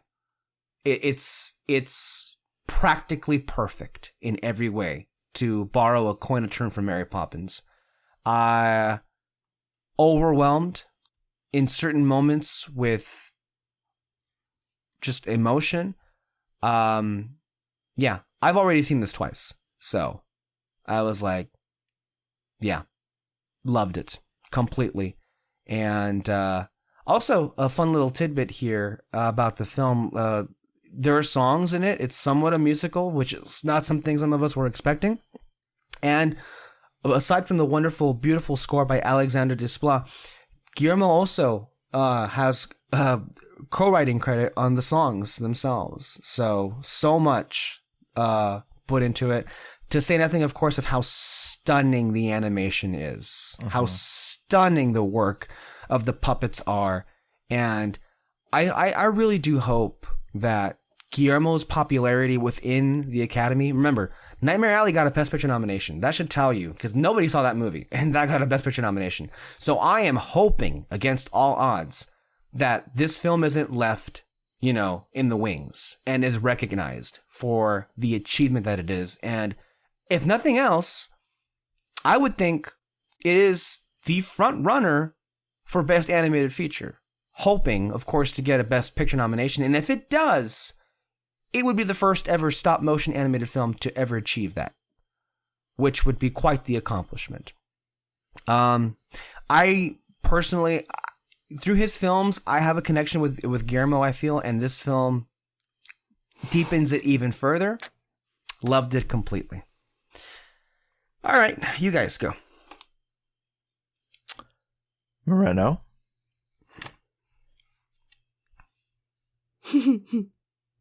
So, I think I fell into the dilemma of the movie being way too overhyped for me.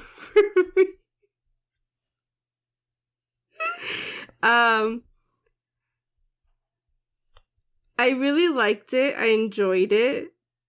I think it's a beautiful movie. I do think that it improved the story. but it wasn't, I don't know. I think I wanted to love it more. Sure. And I didn't. One of the things that could be a barrier for that, and I believe one of the YouTubers that I follow, the Film Drunk, yes, that's his name. Let's not question that. He's drunk and he loves movies. He also felt like you did, Alexis, where he liked the film a lot and about what it's doing and what it says, but it's still a Pinocchio story, and he doesn't particularly care for Pinocchio, and so a lot of that's going to keep him from loving it, and I think that's how you're feeling right now. I think so too. It's like a lot of it's like, yeah, this is Pinocchio, and if you don't like the story, well, what can you do about that? Yeah, but like I said, I'm happy with the things that it added to the story of Pinocchio, because I did enjoy it and I did like it, and I can't really say that about the other. You can't say that about any of the other ones. Yeah. So, and it looks so pretty. It's so pretty. It's such a good looking movie. It's insane. Mm-hmm. But yeah, I don't know. That's just kind of how I felt afterwards. And like, it's funny because I think David cried in the movie. I didn't, surprisingly. I did several times. I cried a lot more than that ending. After the movie, I feel like we both wanted to say it, but then he kind of was like, it was good. I think it was way too overhyped. And I was like, oh my god, okay. I was happy I You're didn't. not alone. Yeah. But yeah.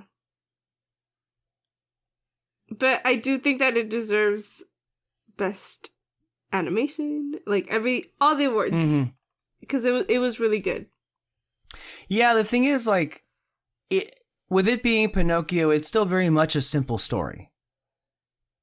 But I feel like for me, the changes that were made here from what I already know of Pinocchio, more than enough, were able to really connect with me. And yeah, I mean, I wasn't overwhelmingly moved initially with the movie, but I really, really liked it. I really loved it. And then when I went to go see it again, it's like, no, this is perfect for me. It's still a Pinocchio story, right?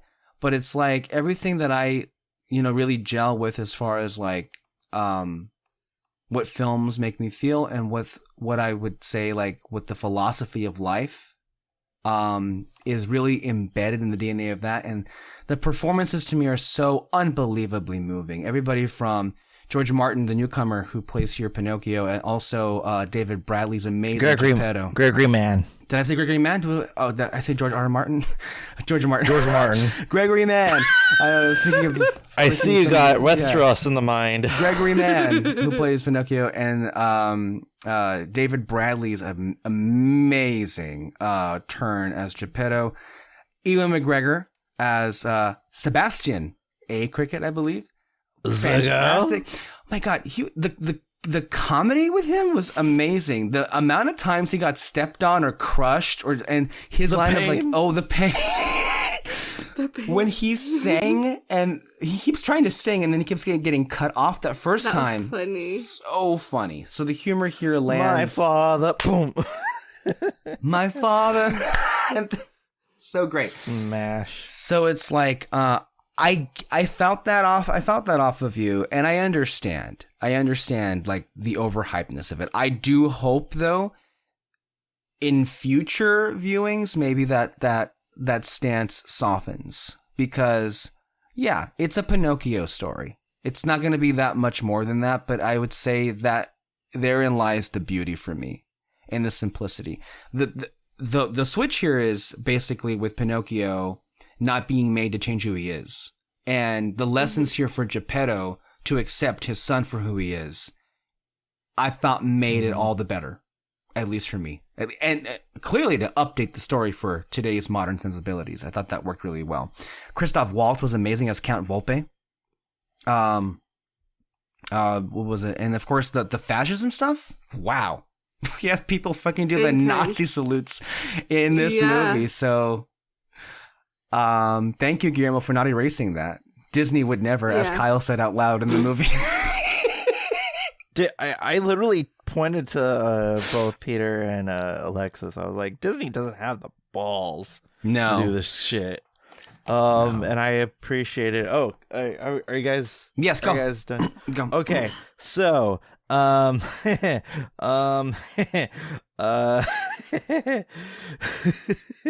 so I watched this movie with you guys. Pleasant surprise, and I was like, oh shit, we're getting Pinocchio. Okay. Didn't know if I had the time for it, but I'm glad that I did. And I came out of the movie. First of all, I'm gonna set a precedent for this film going forward.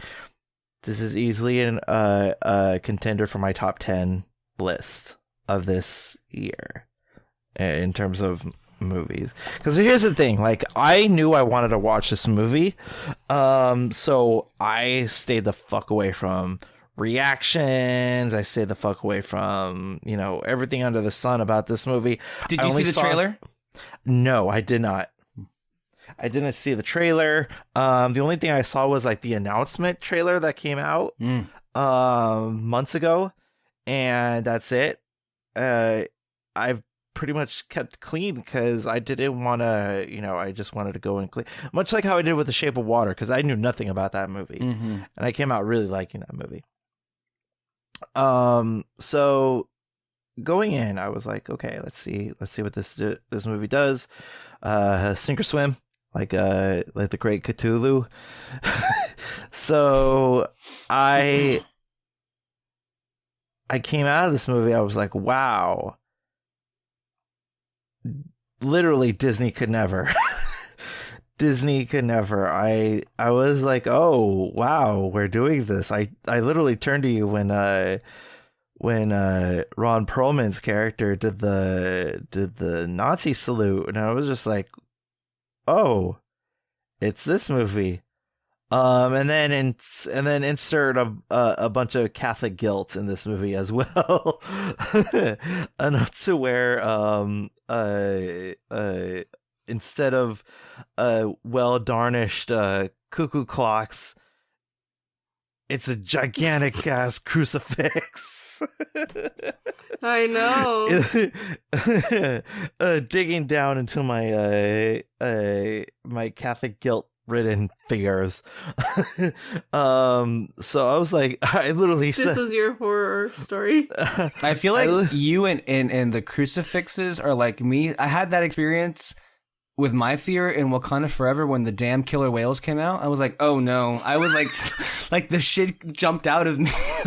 you're terrified of killer whales? I am. You don't know this? No. You have to listen to our last episode. It was funny. What the fuck? Okay. All right. I have nightmares of You being. said no. I have nightmares of being like torn apart by those things. It's. Maybe, you know what? You know what they say?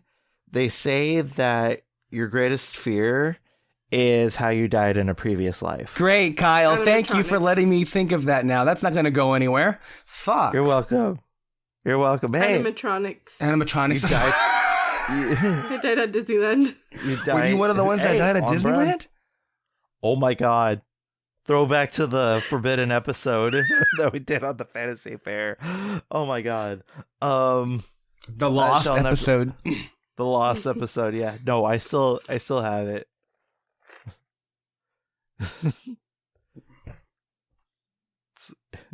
It's still in operation, ready for Oh you. my god. No, when the Go killer back to an whales old came joke. out in Wakanda Forever, my skin was crawling.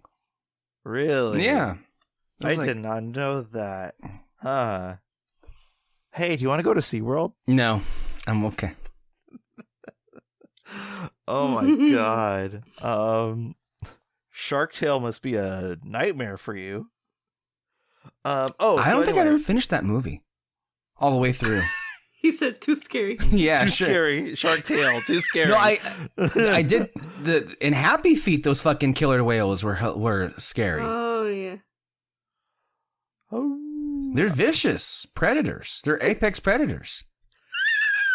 They They are. Great white sphere. So what does that tell you? They kill great white sharks for Mhm. fun.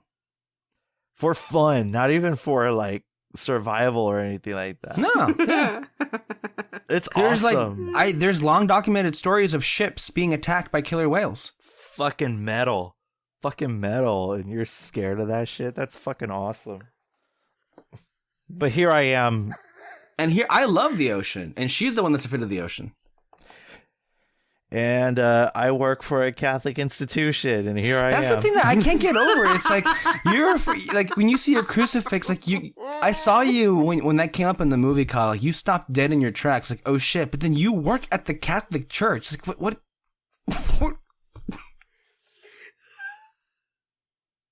And I love Disney. And I love the ocean. It's no pun intended. It's my cross to bear. So anyway, so I like stayed clear away from all the, all the goodies in the, on the interwebs about this movie. And great. I love that I did that. Good job, Kyle. You did it. So I saw the movie and I was absolutely inspired by this movie. This movie was very inspiring. The visuals were so breathtaking. I love like there was this one shot where the monkey was going to Christoph Waltz in it and just like going through like the town, the city and all that stuff. I was like, damn, the movement in here is so fucking crisp. Like this is how like people must have felt when they watched Nightmare Before Christmas in theaters for the first time. Like this shit is stunning. Like the visually it's stunning and it's inspired. I love the way that fucking Pinocchio looks. Like Pinocchio looks fucked up. I mean, it's fucked up how he's made. That I love how it's. That was intense. I love that he's the built whole in a drunken horror. Tirade. Unrestrained. It's unrestrained like, everywhere. and again, you see like the love that Guillermo del Toro has for like the horror elements of things, and here you have the perfect the Frankenstein metaphor. Because that's what fairy tales are, right? Like fairy tales are horrific. Yeah, we forget that, but true fairy tales have always had like pretty horrific shit go down. Like fucking. I mean, even this one. Yeah. The actual Pinocchio stuff. Yeah. Even this one, Disney couldn't like completely erase all the things in their version of it. Yeah. Like with all the like lightning and making him in the middle of a storm, it's just like fantastic. The ambiance of this movie is fantastic, and Alexander Desplat, his work in this movie was absolutely crisp. He has another Academy Award nomination for Best Score. I'm telling you that. It's already there. Right then and there. Fantastic. He did amazing. I was like, this sounds like a little flavor of Shape of Water here. And lo and behold, it was. I was like, I was right. Cool. So I watched the movie and it was funny in unexpected places. And like nervous laughter when all the Nazi stuff is included somewhere. Yeah, I love how instead of Pleasure Island, it's a fucking Nazi camp. It's a Hitler youth camp, basically. Yeah. So I like that element of it.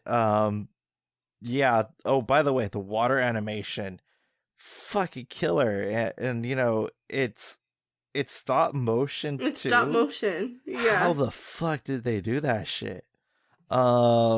So I was taken completely aback by what I was like seeing.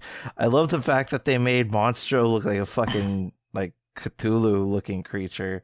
It's so inspired. And it just kind of makes me feel even more depressed with whatever atrocious behemoth that came out of the Disney picture house, so I was just like, I had secondhand embarrassment because see, the thing is that I never because I haven't seen that movie, but just watching this movie, I was just like, wow, this is bullshit. But yeah, I I thoroughly enjoyed this movie. It's a top 10 contender for me in terms of like the best lists and all that stuff. So yeah, Guillermo del Toro's Pinocchio, 10 out of 15, 15 out of 10. I find myself just endlessly mesmerized with all aspect of the film. I quite enjoy the songs, particularly I love even just the whole beginning of the film with Carlo, and then how that ended was just devastating. Even the song that David Bradley performed, My Son, and then it came back with Ciao Papa, I believe it was called, when Pinocchio left him to go on the road with Volpe. Just quietly devastating, I would say, for me, and the emotion behind that. Really, an aspect of it that's not as open, I would say, but it's still there in the background. The little thing going on with Candlewick, which is the son of Ron Perlman, that was also really good. Because there was one of the quiet moments was when they're at the youth camp, basically. And you see it every now and then in the background that Candlewick is very insecure about himself, and you see where he gets that from, that his father's very hard on him. And I just love that exchange at night with Pinocchio and Candlewick, and then, you know, he's just in tears because he's just so sad that his father doesn't love him at all. Yeah. And you see that there, and that was a pretty emotionally raw moment of the film, that's for sure. Unexpectedly so. I like how like eventually like the whole bit of, you know, the mistakes of the father kind of angled in this movie, and I love how what Sebastian relates to Pinocchio, and it says that, you know, sometimes fathers, you know, eventually down the line they'll realize that they didn't mean all this, you know, all the harshness after all, you know. And I love how he relays that message to Candlewick and all that stuff, before savagely turning into a donkey. I'm just kidding. But no, the thing that was really funny to me in this movie, just a sidestep, him dying multiple times. That was kind of funny. Yes, it was. Pinocchio in general has a lot of funny moments. Just like he's so fucked up looking in moments. When he's introduced, he kind of like crawls a little bit. He's played a little bit creepy. Him like running upstairs. Oh, hell no. And laughing in the distance. Yeah. Oh no. Oh, his first music number. Yes. That just stress-inducing, but in true spirit to the original tale, from what I'm told, he can be a little shit. He's an asshole what Pinocchio in the book. He kills Jiminy Cricket in the first like 10 minutes of meeting him. Yeah, well, this movie didn't go easy on the cricket either, I would say. No, the pain. The pain. Endless suffering. Speaking of that, I don't know, did you guys stay tuned for the credits? That was a great number Ewan McGregor performed. I cannot believe we didn't see it in the movie. He finally got it at the credits of the film. Beef ragu, cheese souffle. Oh god,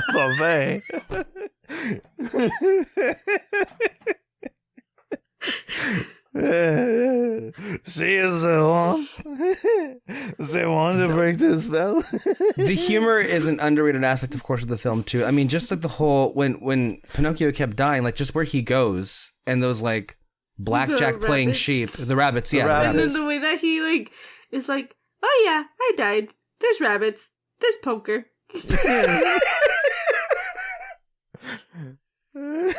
And lots of sand. Oh my god, yeah. I just love how like it becomes like, you know, like a workplace kind of scenario where you're clocking in and like the rabbits literally clock in just to like watch the people that was so pass funny. into the whole thing. And then like how Pinocchio enters as well, like a coworker just like, you again kind of thing. It's just like unexpectedly funny and hilarious. That I was not expecting. I was expecting it to be like a straight up drama. But yeah, it just, again, it's like that Del Toro flair, you know. Well, that poop number at Benito Mussolini's expense. Yeah. Oh, by the way, if this doesn't make you want to watch this movie, I don't know what will. SpongeBob SquarePants plays Mussolini. Oh wow. That's Tom Kenny's voice. Hey, but you can't top Kate Blanchett's amazing performance as Spazzatua, the monkey. Oh my god. I like Peter said, I want to see the behind the scenes footage of her in the recording booth going, that's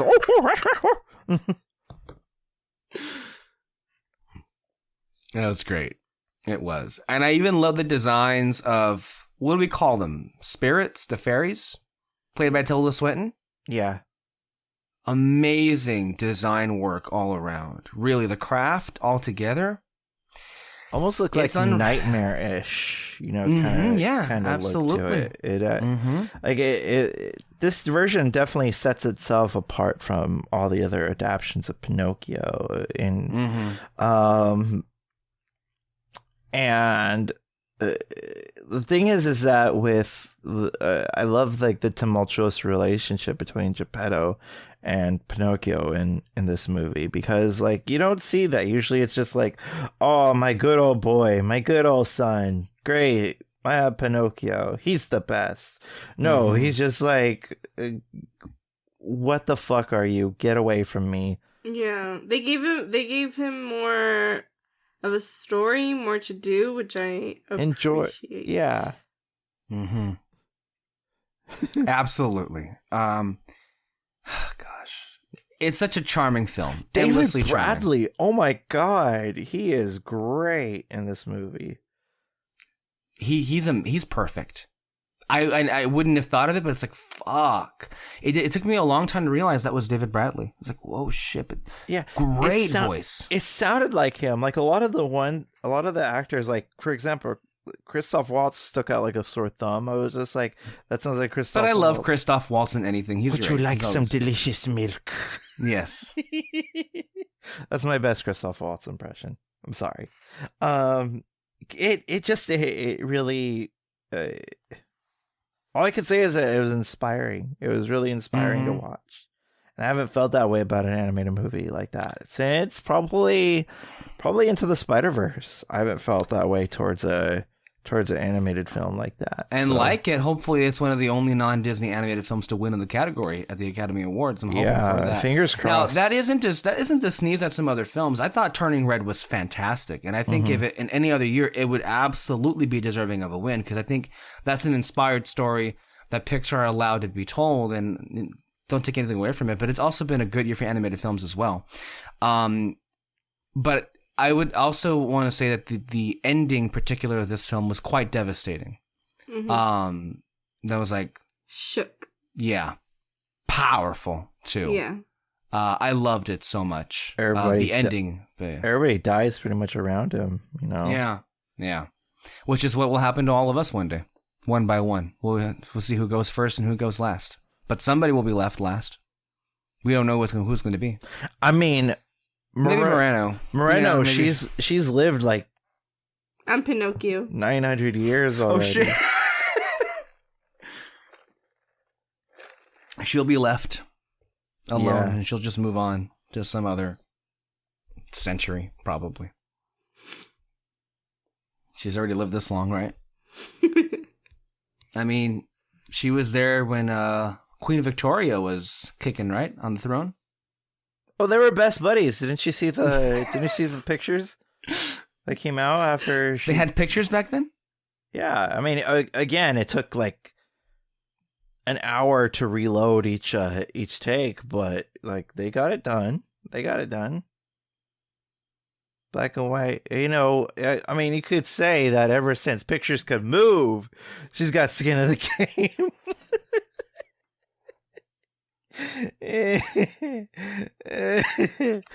Anyway, that was our review for Guillermo del Toro's Pinocchio. This is a film that I would urge people to not just go out of their way to see once, but if you have the ability to do so, go and see it again. I enjoyed it a lot more the second time. I enjoyed it a lot the first time, but I really enjoyed it a lot more the second time. And it'll be playing on Netflix Christmas time, so don't miss this one out. Okay, at this point, Kyle, you can go ahead and go away. I'm kidding. Well, it's because we're going to review The Crown season 5, and you haven't seen it yet. So, but I want to say thank you so much for joining us and for your valued input on the drama that went down with Chapek and Iger, and of course with Pinocchio. And of course, you'll be back on soon to discuss, hopefully, some of the new films we're about to see in just the coming week.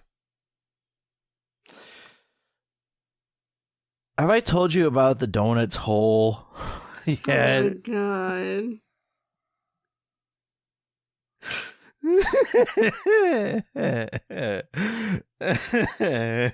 I do declare.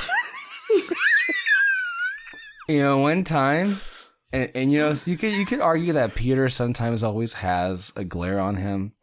There was this one time Kyle took it too far, or maybe he said it one too many times about the donuts hole. And one time I remember seeing Peter with them, like that was the closest I think he ever came to killing Kyle, because he was he was done with hearing that. But you know what, Alexis? It turns out that the donut is not whole at all.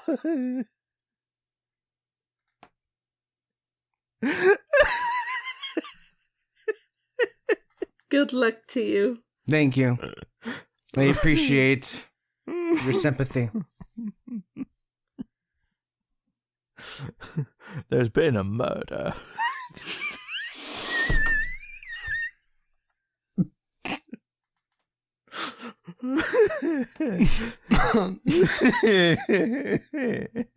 Let's back it up for a second.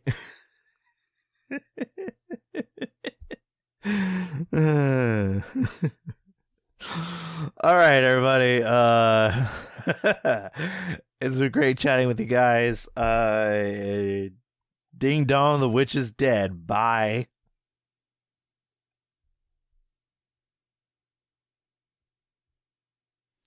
And there was that. Alexis and I are still here.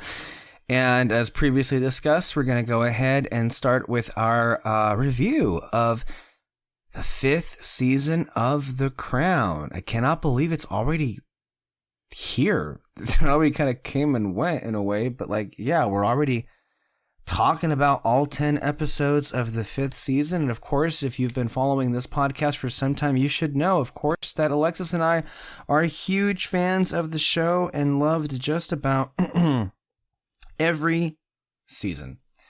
And there was a lot of anticipation going into this season, in particular, of course, to see where some key crucial moments in the life of Charles and Diana would be picked up as. Of course, a new cast took over this season. And if that wasn't enough, the Queen also took the liberty of, like, ejecting herself from life. So it's like... I mean, let's be real. She was done with life, right? Like She dipped. She dipped, and so I mean, you had all that going on. So I mean, look, that all that does is ramp up the anticipation. She said, "Let me give you some promotion."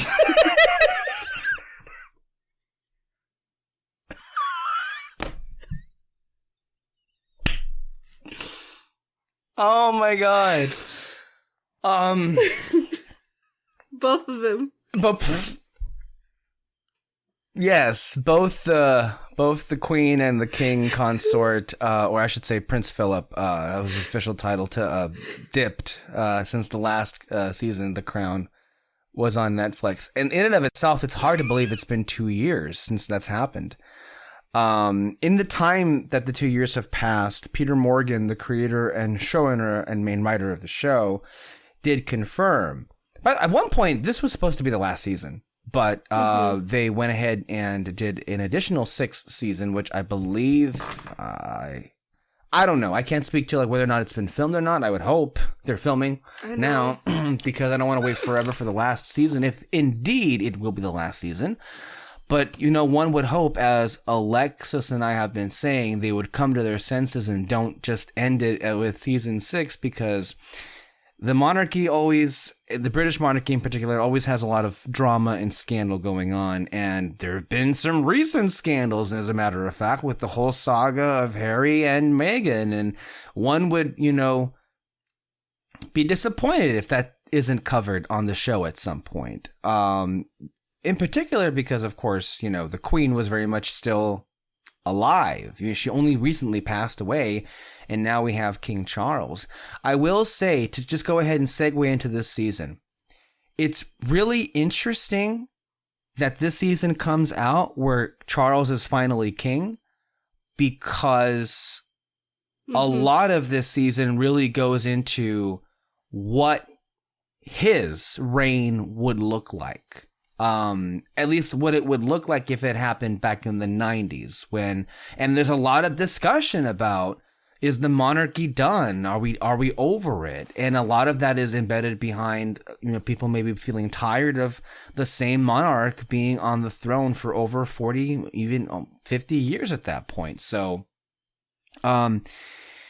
yeah, it's interesting, the timing of this season, that's for sure. Because also the themes of this season are the themes that a lot of people are asking themselves now throughout, in the wake of the Meghan Markle controversy, in the wake of the Queen's passing herself, and then of course with Charles and Camilla now king and queen. So timing is everything, right? And so it's pretty interesting that this happened. It's so weird that they always do this.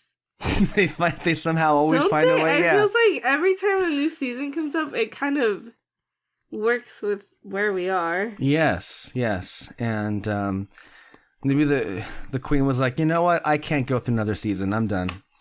And it's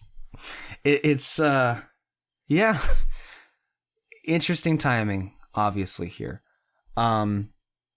But we start off this season in 1992, I believe, which was, and it said in the season itself, one of the more tumultuous years of the Queen's life. Before we dive deep into any of this, there are a couple of things we want to touch on first, broadly speaking. As far as this season is concerned, I feel like one of the themes this season is, the chickens have really come home to roost. And I think a lot of bombs went off in this season that I think weren't just being set up in the previous with Diana and with Charles, but I think a lot of the stuff that blew up had been building since the very first episode, since the very first season. And it was a long time coming. It really was. But it's the overall theme of failure in our main character here, Elizabeth, for a lot of the things that she had maintained and she had hoped to stave off, it was all consuming. It was overwhelming. The series of things that just hurt her status, her station, basically. You kind of get the sense that maybe they are beginning to wrap things up because of how much of the season really felt as if it was pulling directly from the very inception of the show. So you have that also lingering in the air, but you also do it. And I think one of the things that is, I think it's praised enough, but I think you have I would say some people would just neglect how great the casting is on this show. It's always been great, but every time a new cast takes over, you're just really amazingly blown away. Really, by just how pitch perfect they are. And when we heard the casting, it's like, that's great. And then when we saw the episodes, yeah, immediately just in there. You have to start off with Imelda Stanton, who is phenomenal. She, like, you see Olivia Colman in there. You see Claire Foy in that performance. And I think it's, you know, of course, the show and the ages, the cast ages, but I think it's a different thing altogether. And I think you can call it in the strength in the writing. You can also say in the strength of the performance, especially, that you're able to see the younger versions of these characters in them. You see them evolve in ways. You see them age. That's also a theme of the show that we see here. In this season in particular, I should say. But there are the moments here and there where the old versions of themselves creep out. And it's like, because I think also Elizabeth has remained consistently the same mostly. And you see that come at odds with the people around her who they've grown in different directions. I would say that Philip and Margaret over the years, first of all, they've calmed down with older age. Let's just be real about that. But with both of Margaret and Philip, there are moments where you see the old. I see Matt Smith. I see Vanessa Kirby. And those are versions of the characters you hadn't seen in quite some time. Because, of course, you had Tobias Menzies, who had Philip in the last 2 seasons, and you had Helena Bonham Carter, who had Margaret in the previous 2 seasons. So, amazing. And, of course, and I think what's even more impressive than that, and I was worried because, fuck, were they amazing. Emma Corrin and Josh O'Connor were stellar. Just like, I was worried in a way, like, am I going to like these as much as I liked before? Both of them. And I'm surprised. They're great. I shouldn't be surprised, but I'm like, you see them grow. Obviously, they're older here. They're supposed to be. But, like, it's like, no, that's that character. He's there, but he's older now. I was actually, like, I felt like Elizabeth Debicki was always going to crush it, and she did. I mean, she's just there, like leaping off the pages of history. It seemed like that's how amazingly close she looks like the real Diana. Clive Owen doesn't look as much like Charles, let's say, even as Josh O'Connor did. Maybe it's the years, who knows? But I was really, really impressed with Clive Owen's take on Charles. And considering how much of a villain, let's be real, he's always been vilified to an extent throughout all of, like, his life. But in the show, there's always been, like, that sympathy for him on the side. But for the most part, he's kind of been villainized on the show. Yeah. And this season... That's what I told... I was talking to David about this, that... I like how even I think the last season it was just because they were first, like, introduced as a couple and stuff. But, like, I like that this season the show doesn't seem to take sides. Yes. I like that. That's impressive too. Yeah. 'Cause it's hard not to. Obviously, as we've seen throughout history. But I think, like, that is true. And maybe it's not as appreciated as other aspects of the show are, but again, understanding, of course, it's historical fiction, to be clear about that. We're talking about characters that are based on real people, but we're in the context of the show. It presents everyone's point of view rather as a matter of fact. And it's not, you don't get the impression the show is siding with any one person over the other, you know?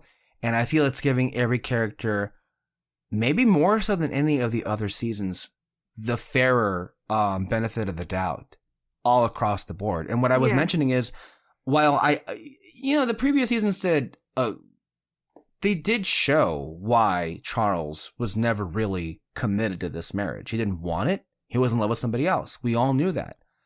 But oftentimes he was very overtly abusive, if not if not verbally, but in other ways to Diana, and we saw that here. But here in this season, we see a different side to Charles. We see more of the person, more of his humanity. Even in the previous iterations with Josh O'Connor, he was always made out to be more of like a you know, a stuffy, you know, very like pompous an individual. asshole. Yes, basically. Yeah. And you still have a lot of that in here somewhere, but like you see more of a real person that is actually trying and actually cares more than just his own selfish ambition. And a lot of it sure is, I mean, we begin the season hilariously with him, you know, teasing the prime minister with like, hey, you want to like schedule a vote of no confidence? Yeah. Like a little bit. So like, yeah, you light treason. Hey, who hasn't done light treason? Right. Look at the former president of the United States. But like, in this season, there is a lot more that's given to him. And the ultimate defense is that there's a person there that actually cares, that's actually trying. And you do feel for him because you're reminded, like, you don't see him being anywhere near as abusive as he was to Diana in the previous seasons. Maybe that's with the benefit of age and his children aging. But you're reminded so many times, like, he himself is a victim in this as well, a victim of this system. There are practically every family member is a victim of this system besides the sovereign, which is Elizabeth. But you're reminded at so many times that, you know, this is such useless suffering because they were made to be wed in the first place. Even and we see that addressed, you know, later on in the season. But yeah, ultimately, the casting across the board, brilliant. I mean, the writing is still definitely on par, and the season is still filled with moments that make The Crown what The Crown is. I loved it. I can't imagine the show ending. I love it so much. I know. I don't want it to end. It's too good.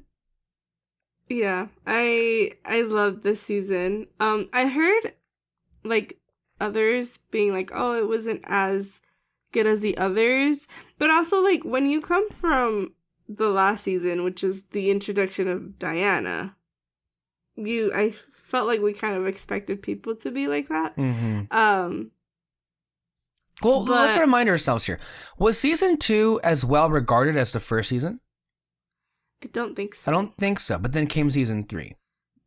But again, you can also say that season 4 was better than 3. So I mean, of course, in the show, there are going to be seasons that are better than others. But like, I don't think. But I think that they've all been so good. They've like, all they been each so have good. their own thing. Yes. You know. And I don't know. Like just talking about this makes me want to go back and watch the show all over again. Yeah, it's so good. I love what they do with. It's like hard because they're real people, and you know most of these things did or did not happen. Right. You know, but I love what they do and how they like present it to us, and the like shock factor of like each episode is so good. Yeah. But this season I think made me more like emotional than anything. There was a lot of, and how you said like. There's a lot of moments where their age is being, like, they're realizing their age. And, you know, it's very, like, what have I done with my life type of thing. And just, like... Or that feeling of life passing you by. There are many moments in our principal character here, Elizabeth, is... And it happens, I feel like, almost every episode. But like Elizabeth is just forced to contend with the fact that she doesn't recognize this world anymore. You know, we begin the season with accusations being flung at her that she's out of touch. And then by the time that we reach the end of the season, she realizes that she just doesn't recognize what this planet is any longer. Like, I think one of the best scenes that I think exemplifies that is... I believe it was the interview episode 9, where, you know, I believe Dookie, who is the head of the BBC, wants to resign because of what that interview that happened. And I believe the Queen herself says that she doesn't recognize, like him saying he doesn't recognize the company anymore or this world anymore. And I think later on in that episode, William, her grandson, is like flipping through the channels because they finally got satellite TV. and like they're flipping so many different programs, like, you know, Beavis and Butthead and so many other ones, and she just looks so like turned off and like, what is this? Like, what happened? Like, when did I become the old person here? And that's the feeling that she's going through. And I was joking with you. It's like what she's experiencing in her 60s is what we experience in our 20s right now, in a sad way. So in some ways, I sadly can sympathize with that when you're realizing that, and even in the case of her TV or with her beloved ship, the Britannia, where she, you know, I think the line is said she's past her prime, and you just can't help of yourself when that's being said of something you love. Yeah, like she literally says, "This is a representation of myself." Yes, like I love that explanation that she gave of like when she inherited the throne, everything that she had was inherited. And it that was somebody else's. thing. Somebody else lived there before she did. Yeah, like that ship was the only thing that she had of herself, I guess, that she could make herself, basically. And yeah, I mean, the way that they kind of, and it's that ship is talked about throughout the entire season, from beginning to end. Yeah, it was cool how they did it. It definitely was, and I believe we have been here before. I want to say, right? Like, I remember, like, didn't we start off the second season here in Britannia? Was that the same ship? It's been the ship that they've used the whole show. Yeah. Yeah. That's you see, and I love how the show presents it, because like I'm of two minds. Like I agree that the ship is well past its prime. If anything, you should just get a new one. But then also, why should the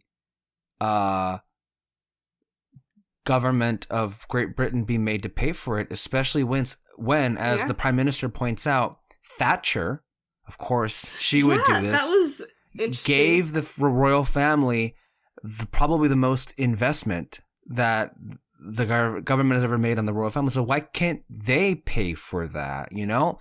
At the same time, for whatever reason, they don't want to, or they don't seem to have the funds that they can do that for the repairs. I'm very sympathetic of a woman who's entering her elder years, or about to anyway, in her 60s and 70s, and I'm very sympathetic for a person in this position, this character, who honestly has more than done her fair share to really assume this role, you know, really in a way of the crown. It's not talked about enough because Elizabeth was somehow able to find contentment with what she was given, but she had to give up her life to do this. And how she talks about it, you do understand her point of view, and you do sympathize with that. And like anybody else, even though she is, of course, wealthy, very wealthy, in which so many others in this world are not, her home, or one of her homes, being ripped away from her is sad. So it's one of those situations where it's like, but it's like a little bit more than that. Yes, because it's like, I don't know. It's like when you start like a business or something, and the thing that you're doing, the thing that you're selling, the thing that, you know, you bring to the table is like it's not selling anymore, I guess. It's not like what people want anymore. Right. The Britannia and it being put out to pasture very much in the background of the season, because that's ultimately the talking point of the season is the monarchy relevant any longer? Do we need this anymore? And her position as sovereign has never been in a more precarious state. They've done a really good job in the previous 4 seasons to maintain the need for a monarchy. But, and it worked out for them. It worked out for Elizabeth to do the exact same thing. But it finally came to a point in this season where that wasn't good enough anymore, and it all blew up in her face. And look, that's another thing where I'm of two minds, because part of me is also kind of like happy that it blew up in her face because of all the injustices that have been made, particularly with Margaret, particularly with Charles and Diana. Like, they shouldn't have been made to do all those things, and it's satisfying to see her being proved wrong when it all just comes crashing down. But you know, at least in the context of the show, that everything that she's done, she doesn't do it with joy, bad intent. Yeah, or malevolence. No, she does it because she really believes it's for the best of the country. Yeah. That doesn't... Which is... yes. It's, I mean, it doesn't excuse it. It doesn't excuse how distant she has come across at times. Or the indifference, shall we say. Something like... She feels, and it's pointed out several times in the show, that she's not being indifferent, that she actually does care. However, it's one thing to say that, and if you believe that, fine, that's good and all. But it's a different thing to actually show it and prove it. And time again, in regards to Diana in particular, she has more than proven herself to appear distant or indifferent to a lot of the suffering that she's been made to do. Like when they go to her to talk about these things, and not just with Diana, because I think they do show a lot of the conversations with her and Diana, and that she's very like, oh, please, like, come on. But especially like with Margaret in this season, when she finally goes and talks to her about everything that's been happening with her, and she's just like, oh, please, still with this? Like, you know, like to her, it was something that was like, whatever. But this is like somebody's life that you're messing with. Yes. And at times you get the impression that either it doesn't occur to her how meaningful it is to the people that that say this. In the case of Margaret or Diana, they keep bringing it up. Or maybe she's just like, maybe she's just tired of hearing it because she knows that nothing can be done about that. I don't know, but maybe it's just like who she is, that sometimes she doesn't fully appreciate how important these things are to her family, and so she brushes it off and dismisses it. That's a common thing with her all throughout the show. She has this thing where she thinks that everybody's thinking the same way as her. Yes. And, you know, like, she doesn't need to explain herself, or she doesn't need to, like, because she's the boss, and what she says goes type of thing, instead of being like, okay, like, what can we do to fix it? You know what I mean? No, she gets told off a lot this season. I mean, she takes a lot of those punches. That's for sure. From her own daughter in Anne, from her sister in Margaret, and not in a confrontation of sorts, but in a really quietly devastating way from her own husband in Philip. And yeah, it builds at several different points in the season where she's just like, well, there are quiet disagreements, and she kind of leaves them there. Like, I know in the second episode, when Philip forms his friendship with Penny, and they have a passion together after her daughter passed away, and when he mentions to Elizabeth that he also talked to Diana, because he had heard about what Diana was going to do with this book and went to go kill it, basically, then and there. And the way that he phrased it really rubbed Elizabeth the wrong way about, like, you know, discretion, and like Diana basically being able to do whatever she wants as long as, like, publicly she appears to be a committed wife. And that didn't seem to really, like, be what Elizabeth wanted, because she feels like a wife should have a sense of duty. It's complex, you know? The show doesn't, like, again, this is a person who wasn't overly emotional, but at the same time, we need to have moments like those in order to be able to connect with her as a character. And I feel for her in what she's lost.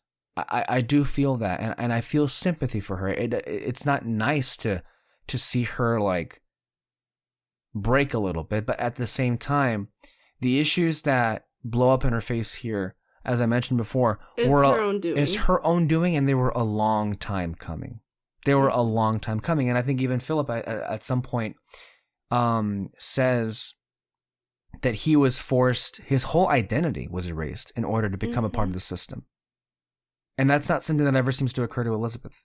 Or at least that's something that she feels had long since been settled and done with anyway. Or a lot of these things she feels, as a matter of fact, that they've been settled and done with. Like, you almost get the sense of contempt, or like, really, this again? When Margaret brings up Peter Townsend, like, wrote to her. And with, I think one of the other themes is a lot of these characters are fed up with it, and they're not taking no for an answer anymore. Like, I love that scene, although it is hard to see it from a different aspect when, you know, Margaret mentions it later on in that same episode. But like, Anne, as a matter of fact, just like, you know, I give so much of myself every day to be a part of the system, but you cannot have all of me. I'm going to marry this man, and you can't stop me. And she just storms out. Yeah. And that couldn't have been stopped. And it's just like, fuck, if only Margaret had done that all those years before. Yeah. You know? That's like another thing too, that, and I mean, I think the one that you could say the most is with Charles and Diana, that like, yes, both parties were not, like, should never have gotten married, but like the thing that makes it more Charles's fault is that he didn't fight for Camilla. You know, like, he didn't, or if he did, it wasn't hard enough. Whereas, like, for example, with Elizabeth and Philip, like, she fought to be with Philip. We don't get to see it in the show, but like, she, you know, there was a lot of things that were against Philip at the time, and she fought to be with him. And granted, it might have been a little bit easier for her because she was going to be queen, but still. And I think that, like, and even with Margaret, like, she didn't fight to be with him, you know? She might have, like, done some stuff, but it wasn't fighting hard enough to get to the point. You know what I mean? The thing with Charles is, and I think there was a wonderful moment in that episode. I guess it's called Tampon Gate. I don't know why it's. Well, that was a great episode, but I mean, in the end, honestly, everything with Charles this season was great. Was so surprising. Yeah, it really was. I hated it because I just was like, "Why are you making me like him?" But like at the end of that episode, there is actually a moment of for the first time in this show, there's a moment of respect from the members of the royal family toward Charles. And when Anne points it out, that for so long she's doubted him, for so long he's thought of him as weak. And to an extent, he has been weak. Otherwise, he would have fought harder for Camilla. And maybe that would have made all the difference. Instead, like when back in season 4, when Charles and Diana are first wed, like literally that's one of the shocking moments in the season where the first thing he says to her is like, "Oh yeah, here, meet Camilla." What? Like that, and it's like, it's almost as if like he convinced himself that he could still have his friendship with Camilla and this thing being a farce, but that was never, ever, ever made clear to Diana. And so the poor thing was just left there in the wilderness. We all know that. Yeah. But of course, it shouldn't at all be absolved from the feet of the royal family themselves that forced this to happen in the first place, because they all were aware that Camilla had Charles's heart. But they didn't think Mrs. Parker Bowles was ritzy enough, I guess, for their taste. Is that what it was? They didn't like her. She was divorced. Ah, that's right. The D word. That's right. She was divorced. Yeah, I guess that's what made her unattractive. But like, no, they all of them were like, all of them have bloods on their hands for this marriage. It's not just exclusively a Charles or a Diana issue. It's like everybody involved. If anybody who I would say has the least amount would be, in the show again, not real life, but in the show, would be Margaret, who warned them this isn't going to work out well. And as usual, Margaret ends up being right with this. Yeah. So that moment when she goes to Elizabeth and is like, how come she gets to do this and I never could? Ooh. Leslie Manville? may have won her Emmy in that moment. Broke my heart. May have won her Emmy, or for sure better get the nomination. But like, to me, that fourth episode of the season was among my very favorite episodes of the whole series, for a lot of very different reasons. A lot of these moments we discussed, with, you know, the House of Cards literally crashing around Elizabeth happened in that episode. And for Elizabeth's sake, it goes even further with, like, you know, the castle, Windsor Castle burning down, and her being so visibly like torn down by the events of that year, in that she gives a speech in which she alludes to her mental state and her, you know, just her state of mind in ways that she rarely ever does. More on that in a bit. I'm going to stick a pin in there in that one. I want to go back to that. But in other ways, of course, that's the episode where it's made clear that, you know, Andrew's marriage is going to fail. Anne's has already failed and is going to marry somebody else while the other person's alive, and that's a big deal in this show, obviously. More with Charles and Diana, and everybody knows at that point it's just not going to work. And then with Margaret, the big thing here is I never thought we would ever pick up this thread again, and it only reminds you of how wrong it all felt, how it ended. It really, and how bad you felt for Margaret. But like, Peter Townsend came back. I never thought that would happen. That moment, oof, where she's doing her thing at the party and she's singing and laughing and telling her stories, and he's just there smiling at her, like looking at her like she's this like wonderful creature. I can't. Well, all of it really. The moment when they begin to dance, and the instrumental version of Stardust, which plays several times in that episode, that got me, because the magic was still there after 40 years. That magic was still there, and it's just like, these two were always perfect for each other. And then in the sequences, like what you just mentioned, when you know, he's just like lovingly staring at her, and you know, she's singing and dancing, and it's like, wow, that's Vanessa Kirby in there. That's Vanessa Kirby Margaret in there. And like, for the first time in seasons, she looked the happiest. Happy in general. And it was when she was around the love of her life. And the sequence in which, you know, she's reading the letters, and we get the flashbacks to, you know, Vanessa Kirby, Margaret, and Peter Townsend. Heartbreaking. So heartbreaking. You're reliving those moments from the first seasons of the show that were just terrible. By the way, great casting with Sir Timothy Dalton. Wonderful, wonderful casting in that department. The casting on the show has always been phenomenal, even for its guest actors. But wow, honestly. But that really, of course, stirs up the old feelings. All of this is happening at the same time that Anne, as we just mentioned, like fuck you, I'm marrying this person. And then on the heels of Elizabeth's home literally burned down, that's when Margaret comes in. And that monologue from beginning to end was so masterful, but powerful even still. And and it didn't even occur to me until she pointed out the comparisons to her and Anne's situation are exactly the same. They're exactly the same. And yet, she was denied, Margaret was denied, and Anne was not. And this was such a long time coming, when she was basically saying to her, you still cannot bring yourself to acknowledge the role that you played in it.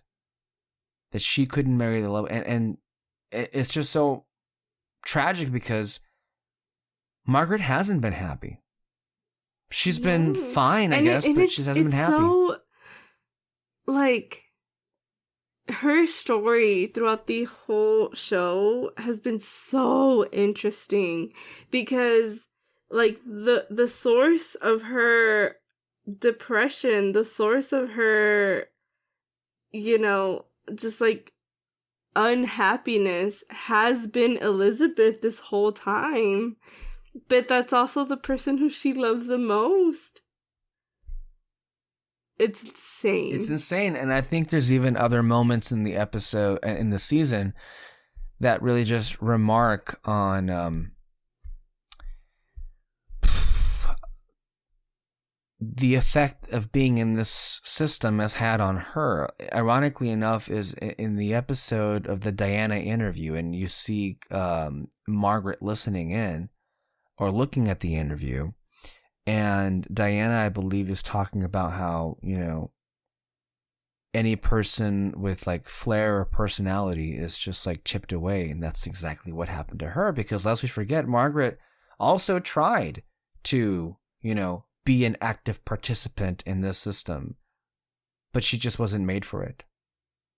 It's just... She tried to be queen. She did, yeah. Nope. It wasn't in the cards. And back to the 4th episode, all of these things coming at Elizabeth, and for the first time in a long time, you see her grapple with the consequences of her actions, and you see that there's still a human being there at the end of the day, as just being the sovereign, and that she legitimately feels really bad in the hand that she played and all of her family members suffering. And there's this wonderful scene where, you know, the Queen Mother comes in and starts berating Elizabeth for like, what the fuck are you thinking? This is not the kind of speech you give, you know? And it almost even felt like she was, you know, invoking Queen Mary, you know, Elizabeth's grandmother in that scene, as if we were still back in 1952.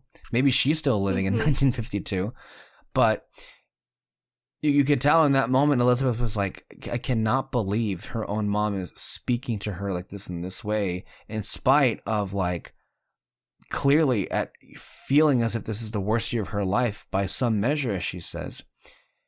And I love that moment when Philip comes out and defends her. And it's like,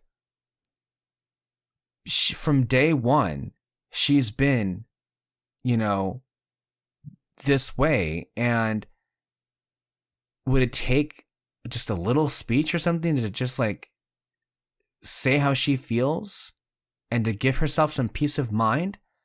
And I love that moment, a little exchange where the Queen Mother just seems confused, like, since when were you like this? Basically, that's what she was saying. I don't know if that was word for word. But then Elizabeth was like, since day one, he's been saying that. He's been advocating for me to be more of myself than just this, like, aberration or something, this just, like, soulless, personality-less person. And again, it's moments like those that were just so satisfying, because finally, a lot of the stuff that, you know, defined Philip and Elizabeth's relationship in the early seasons just came back around, and Elizabeth's finally had it, you know, and is doing what she wants to do and what ultimately is what's healthiest for her and the family around her in this particular moment, in this particular episode. With these characters that we've been around with for a very long time at this point.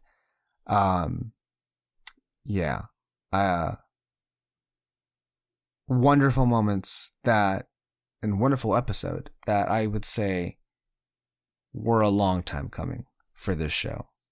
Mm-hmm.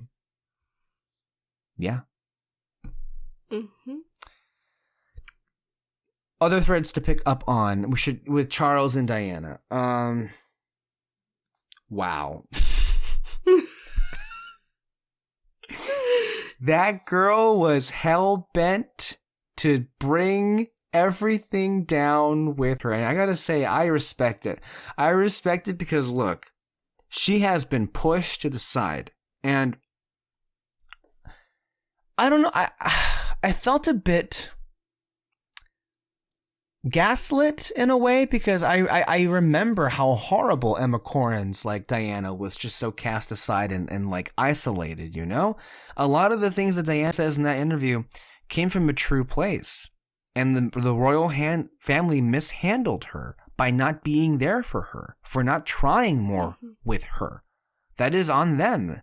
And yet, when Diana, this is after the book, but this is toward the end of the season when the interview is about to air, when she tells her about this interview, and Elizabeth is like, never once have I like criticized you in public. I've always defended you, even after people take multiple, chances to like tarnish your name. And while that's all well and nice, and while Diana clearly feels on some level maybe she misjudged the queen, that's not good enough. That's not a substitute for actually being there for a person. And that's another one of Elizabeth and the system's failings, in that doing the same thing they've been doing just doesn't cut it anymore. And that's why you see throughout the season Diana just like attempts to just blow the whole thing up, because and you see her points so very clearly, eloquently made, and sometimes hilariously so, when she talks to the prime minister and just like giddily, it just like says like all of these marriages are about to blow up, and then even just like in front of him, which was hilarious. But yeah, even in the criticisms she has, which I feel are grossly misinterpreted, and unfortunately even by Charles, which he should know better, but he should see what she's saying is not that he's unfit to be king, but that the person you are, with the personality that you have, and again, having Philip and Margaret basically telling him like, you don't want to do this. This wouldn't be good for you. Yeah. And Charles, You have other interests. You don't, like, not that he wouldn't be good, but just wouldn't be good for you. That's the thing. That's the difference. And that's also not something she wants on William, as somebody who is also next in line for the throne. So it's clear that's what she's saying, but it's so grossly misinterpreted as her calling into question whether Charles would be good as king. And then we end in a place where, well, they got the separation, they got the divorce, and it was a war, and Charles is not left in the best of places. You also do feel sympathy for Camilla, obviously, here. Because, well, the thing is, like, these two, especially with the tampon gate episode, because, like, these are two people who are very clearly in love. And they do a really good job of showing you that. And they've always loved each other. And it's just so horrific that they've never really ever been allowed to just see each other as people. And you just have to wonder, like, how differently things would have gone if they just allowed them to be together in the first place. The heartache it would have prevented if it wasn't for that. And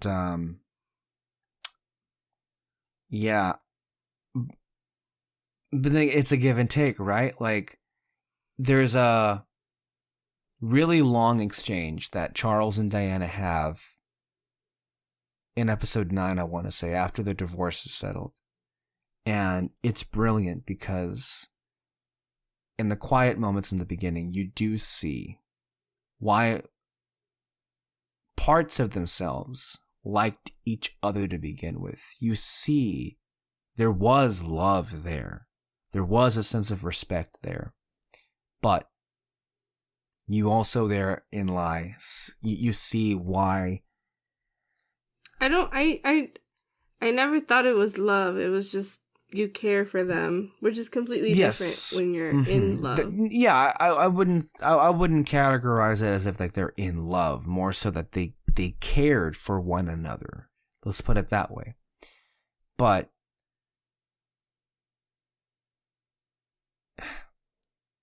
it would have been different as they, autopsize their marriage if Charles had just said from the beginning,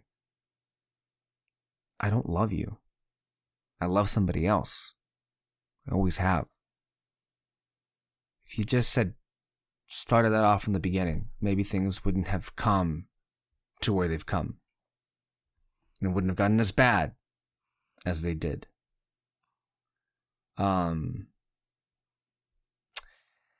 So yeah.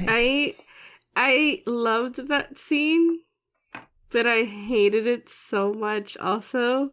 It was so good. Like, you could tell that he felt so bad about it. And he should be happy. He should be on top of the world. This is the one thing he's wanted for years. Now, after 16 years of a failed marriage, like, this is finally... He should be, the happiest. And yet he just feels nothing but guilt in the moment. Yeah. And just, like, the conversation that they both have, like, both of them, like, making jokes about it and stuff, and you get the sense of, like, okay, like, they'll be good friends type of thing. But then once they start doing their little autopsy, like, I think the moment that, like, I was like, stop, was when he was like, can we use her name?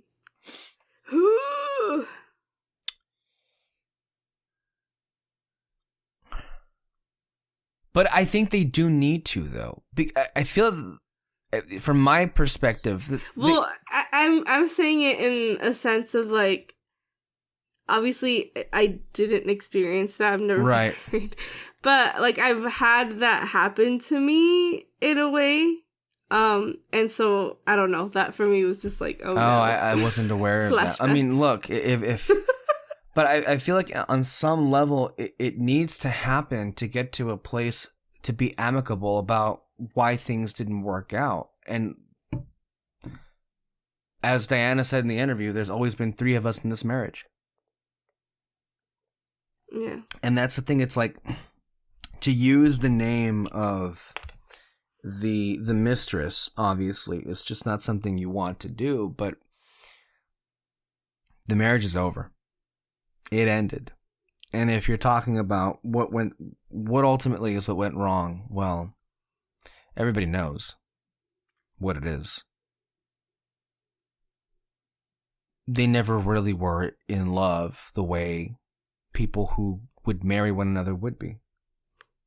Mm-hmm. That's Camilla and Charles, not Charles and Diana. Not like that. And, I don't know. I guess, like, from my vantage point, when you're analyzing these kind of relationships, you just wonder to yourself, why didn't he just tell her that sooner? Why did it take this long? Family trait. Maybe that's what it is.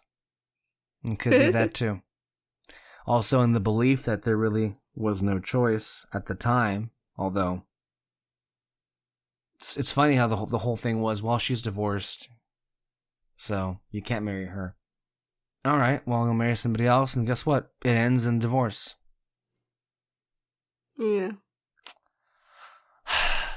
So yeah, complicated stuff, messy stuff, but we all. What did you make of this season's handling of Diana, in particular with her, like, let's say, interactions with? I think the show, in some ways, is being somewhat critical of her from different areas, especially with, like, how she handles her relationship with her son William, and you do see him being uncomfortable with the idea that she would talk about the guys that she's seeing.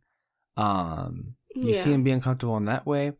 I don't know what it was or where it came from if this comes from a real place or not, but it seemed kind of random, of the show trying to make it seem that Diana has some kind of predilection for Pakistani men. Yeah, that was It's weird that they were focusing on it so much.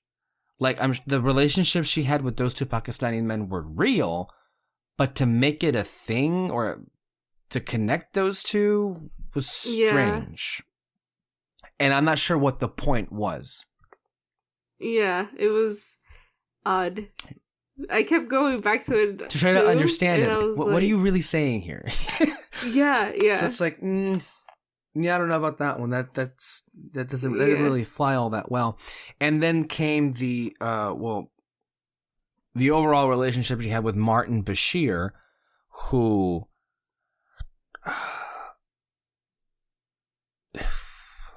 the journalistic practices, of course, that led to that interview happening in the first place were wrong. Were all kinds of wrong. I think I read that it wasn't even known until I think 2 years ago that Martin Bashir lied to get that interview. Like, all those things are like so made up. You see it in the show that, yeah, he like made things up to get their attention to do that interview with her. But that's just bad in and of itself. And then, of course, the whole debate to even air that interview. And it's an interesting one because, like, ultimately, what do you do with it? A lot of people look back at the interview as a mistake. How do you think of it? In terms of, like, because the episode spent much of their time, like, going back and forth. Like, how is this going to be looked back on? And even in the show, in the episode after the interview, Diana herself feels like it was kind of a mistake. Because, I mean, it was somewhat of a success in her part immediately thereafter, but then it seemed to blow up in her face more so than in the immediacy. Now we're like so many years after that. I mean, it's hard because when you're shut out for so long, like, obviously, you know, you want to shout to the world. And Charles had to have his say. Like, he had his interview. You know, he had to say, he got to frame things exactly the way that he wanted to. However, and maybe he felt like he couldn't do so through some rules here and there, and to not, you know, maybe to save his image. True, that's the point of the interview, but there was a little bit of that wasn't entirely honest. That was with Camilla. Yeah. He didn't say, "Oh yeah, I love this girl from the beginning." No. That's not true. And you can tell that irked Diana, obviously, because she knows she was there. That's not the truth. Yeah. But I think ultimately, I'm going to bring this family up because this is something that I do like from them. Everything else, not so much. But the Kardashians.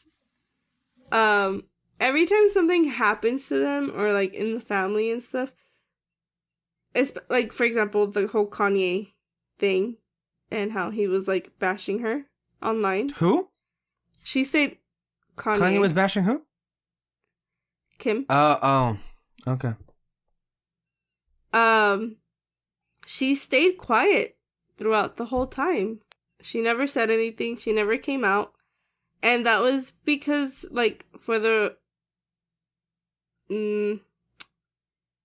respect of, like, that's their kid's dad and for the kids. And so I think that is, like, the right way to go. And I think that Diana didn't think of that too. Like, the consequences that her kids would have had. Mm-hmm. So ultimately I do think it's a mistake to kind of air out your things to that extent. Because, like, the only person that seemed to, like, consider the kids' feelings was Elizabeth throughout the whole season. That's true, huh? Of all the people. Yeah. So, interesting. And it's like funny that she's more caring. I mean, they say that like the grandparents are more caring to like their grandkids or whatever. But it's funny that she's more like that, especially with William. Suspicious. Interesting, yeah. I'm really curious. I'm curious to see where that relationship goes further, because if season 6 is indeed the last season, well, final season or not, there's some pretty big events that are going to happen in the 6th season, not the least of which include a big death.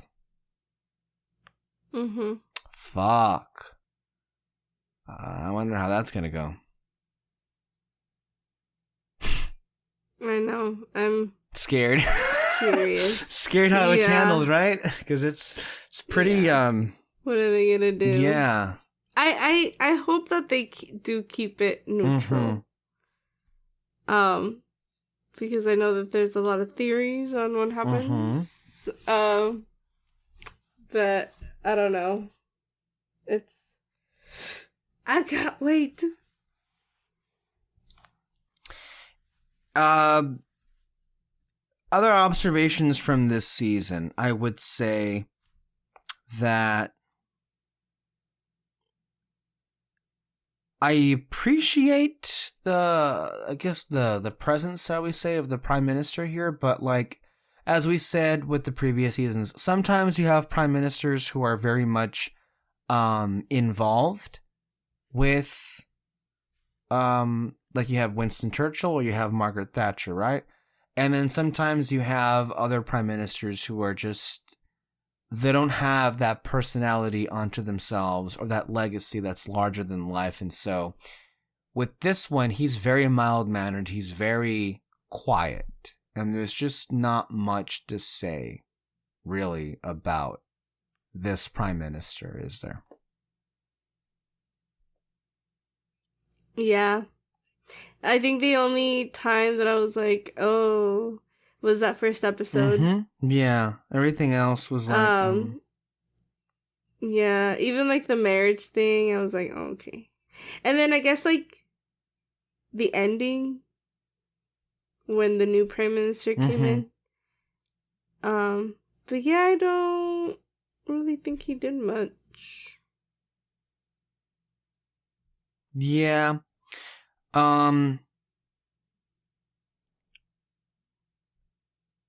There was one other thing.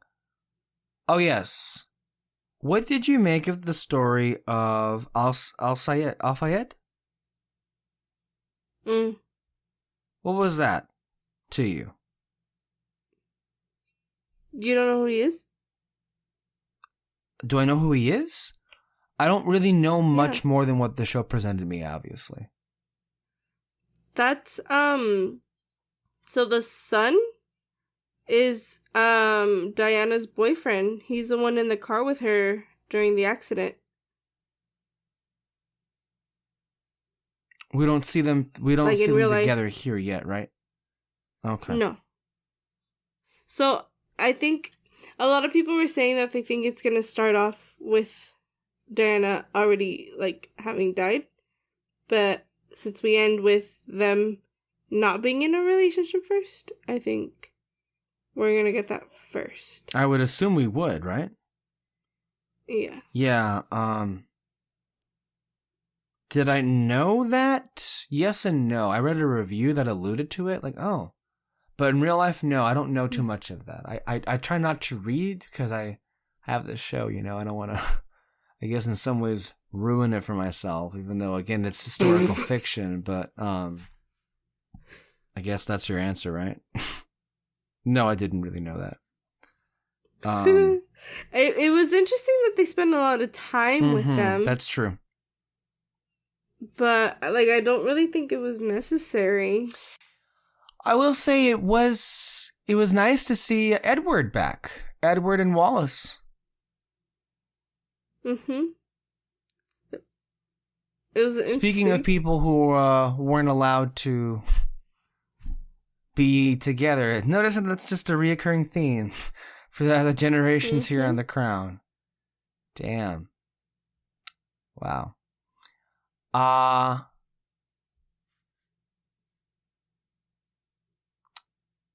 I don't know what more I can say, really. I mean, that covers the general basis of it, but ultimately, I love this season, and I love this show. I do too.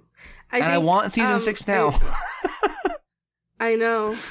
I think my favorite episode, which I honestly didn't think that we were ever gonna get, and I mean, I don't love it, but I'm a huge, like,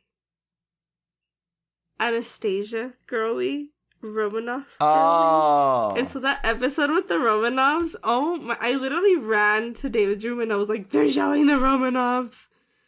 Wild. And like the way that they would go back and forth, wild. Yeah. No, absolutely. But that episode, I think, was like really good because that was the Elizabeth and Philip episode. Yeah. Generally speaking, every episode of the show is enjoyable. I'm never not gonna like turn away from any of them. Like it's that kind of show where I'm into it. Even if it's like, even the Fayette stuff, it's like, okay, this is an interesting detour. It's a detour, but I'm still enjoying the show. It's still The Crown, and it happened to involve other characters. Yeah,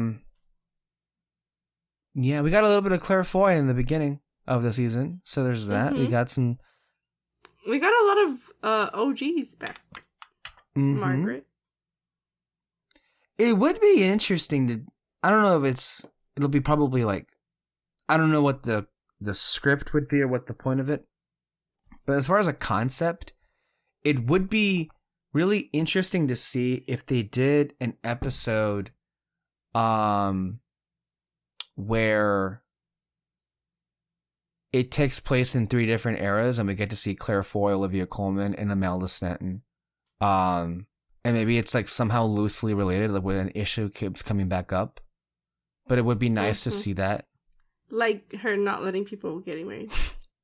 I mean, that's the whole show at this point. I mean, what we're gonna belabor that point even further. But I think it would be really interesting if they do one with her and Charles, because I think that that's such an interesting relationship, and I wish that we would see more of it, or some like one episode of it, of like how they've grown with each other, because even like in this season,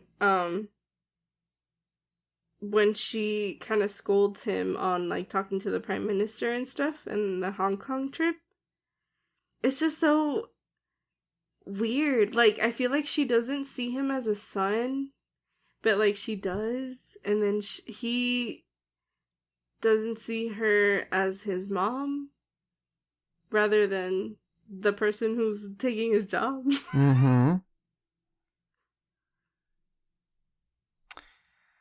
Yeah, do you know when we're getting the 6th season? I do not. Really? Are we gonna have to wait 2 more years? Maybe. I know.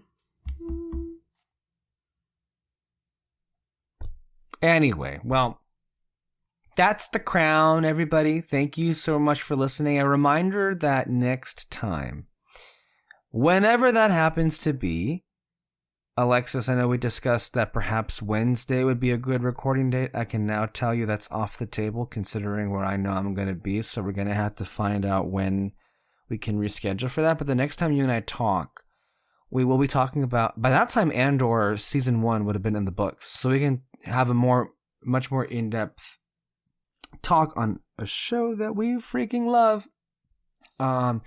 Maybe also a discussion on Disenchanted, depending on not if Alexis feels to see it, the need to see it, I should say. And then, of course, as we've been saying, in the next few weeks, we will be seeing films like Glass Onion, The Fabelmans, Strange World, Banshees of Inisherin, The Whale, and so on and so forth. Don't forget, of course, for those who care, Avatar: The Way of Water will be coming out at some point in December.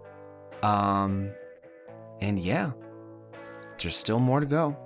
Thank you all so much for listening tonight. Remember to catch our podcasts every single Sundays. Anywhere you listen to podcasts. Stay under our spotlight for more content here. And we will see you next time. Bye-bye.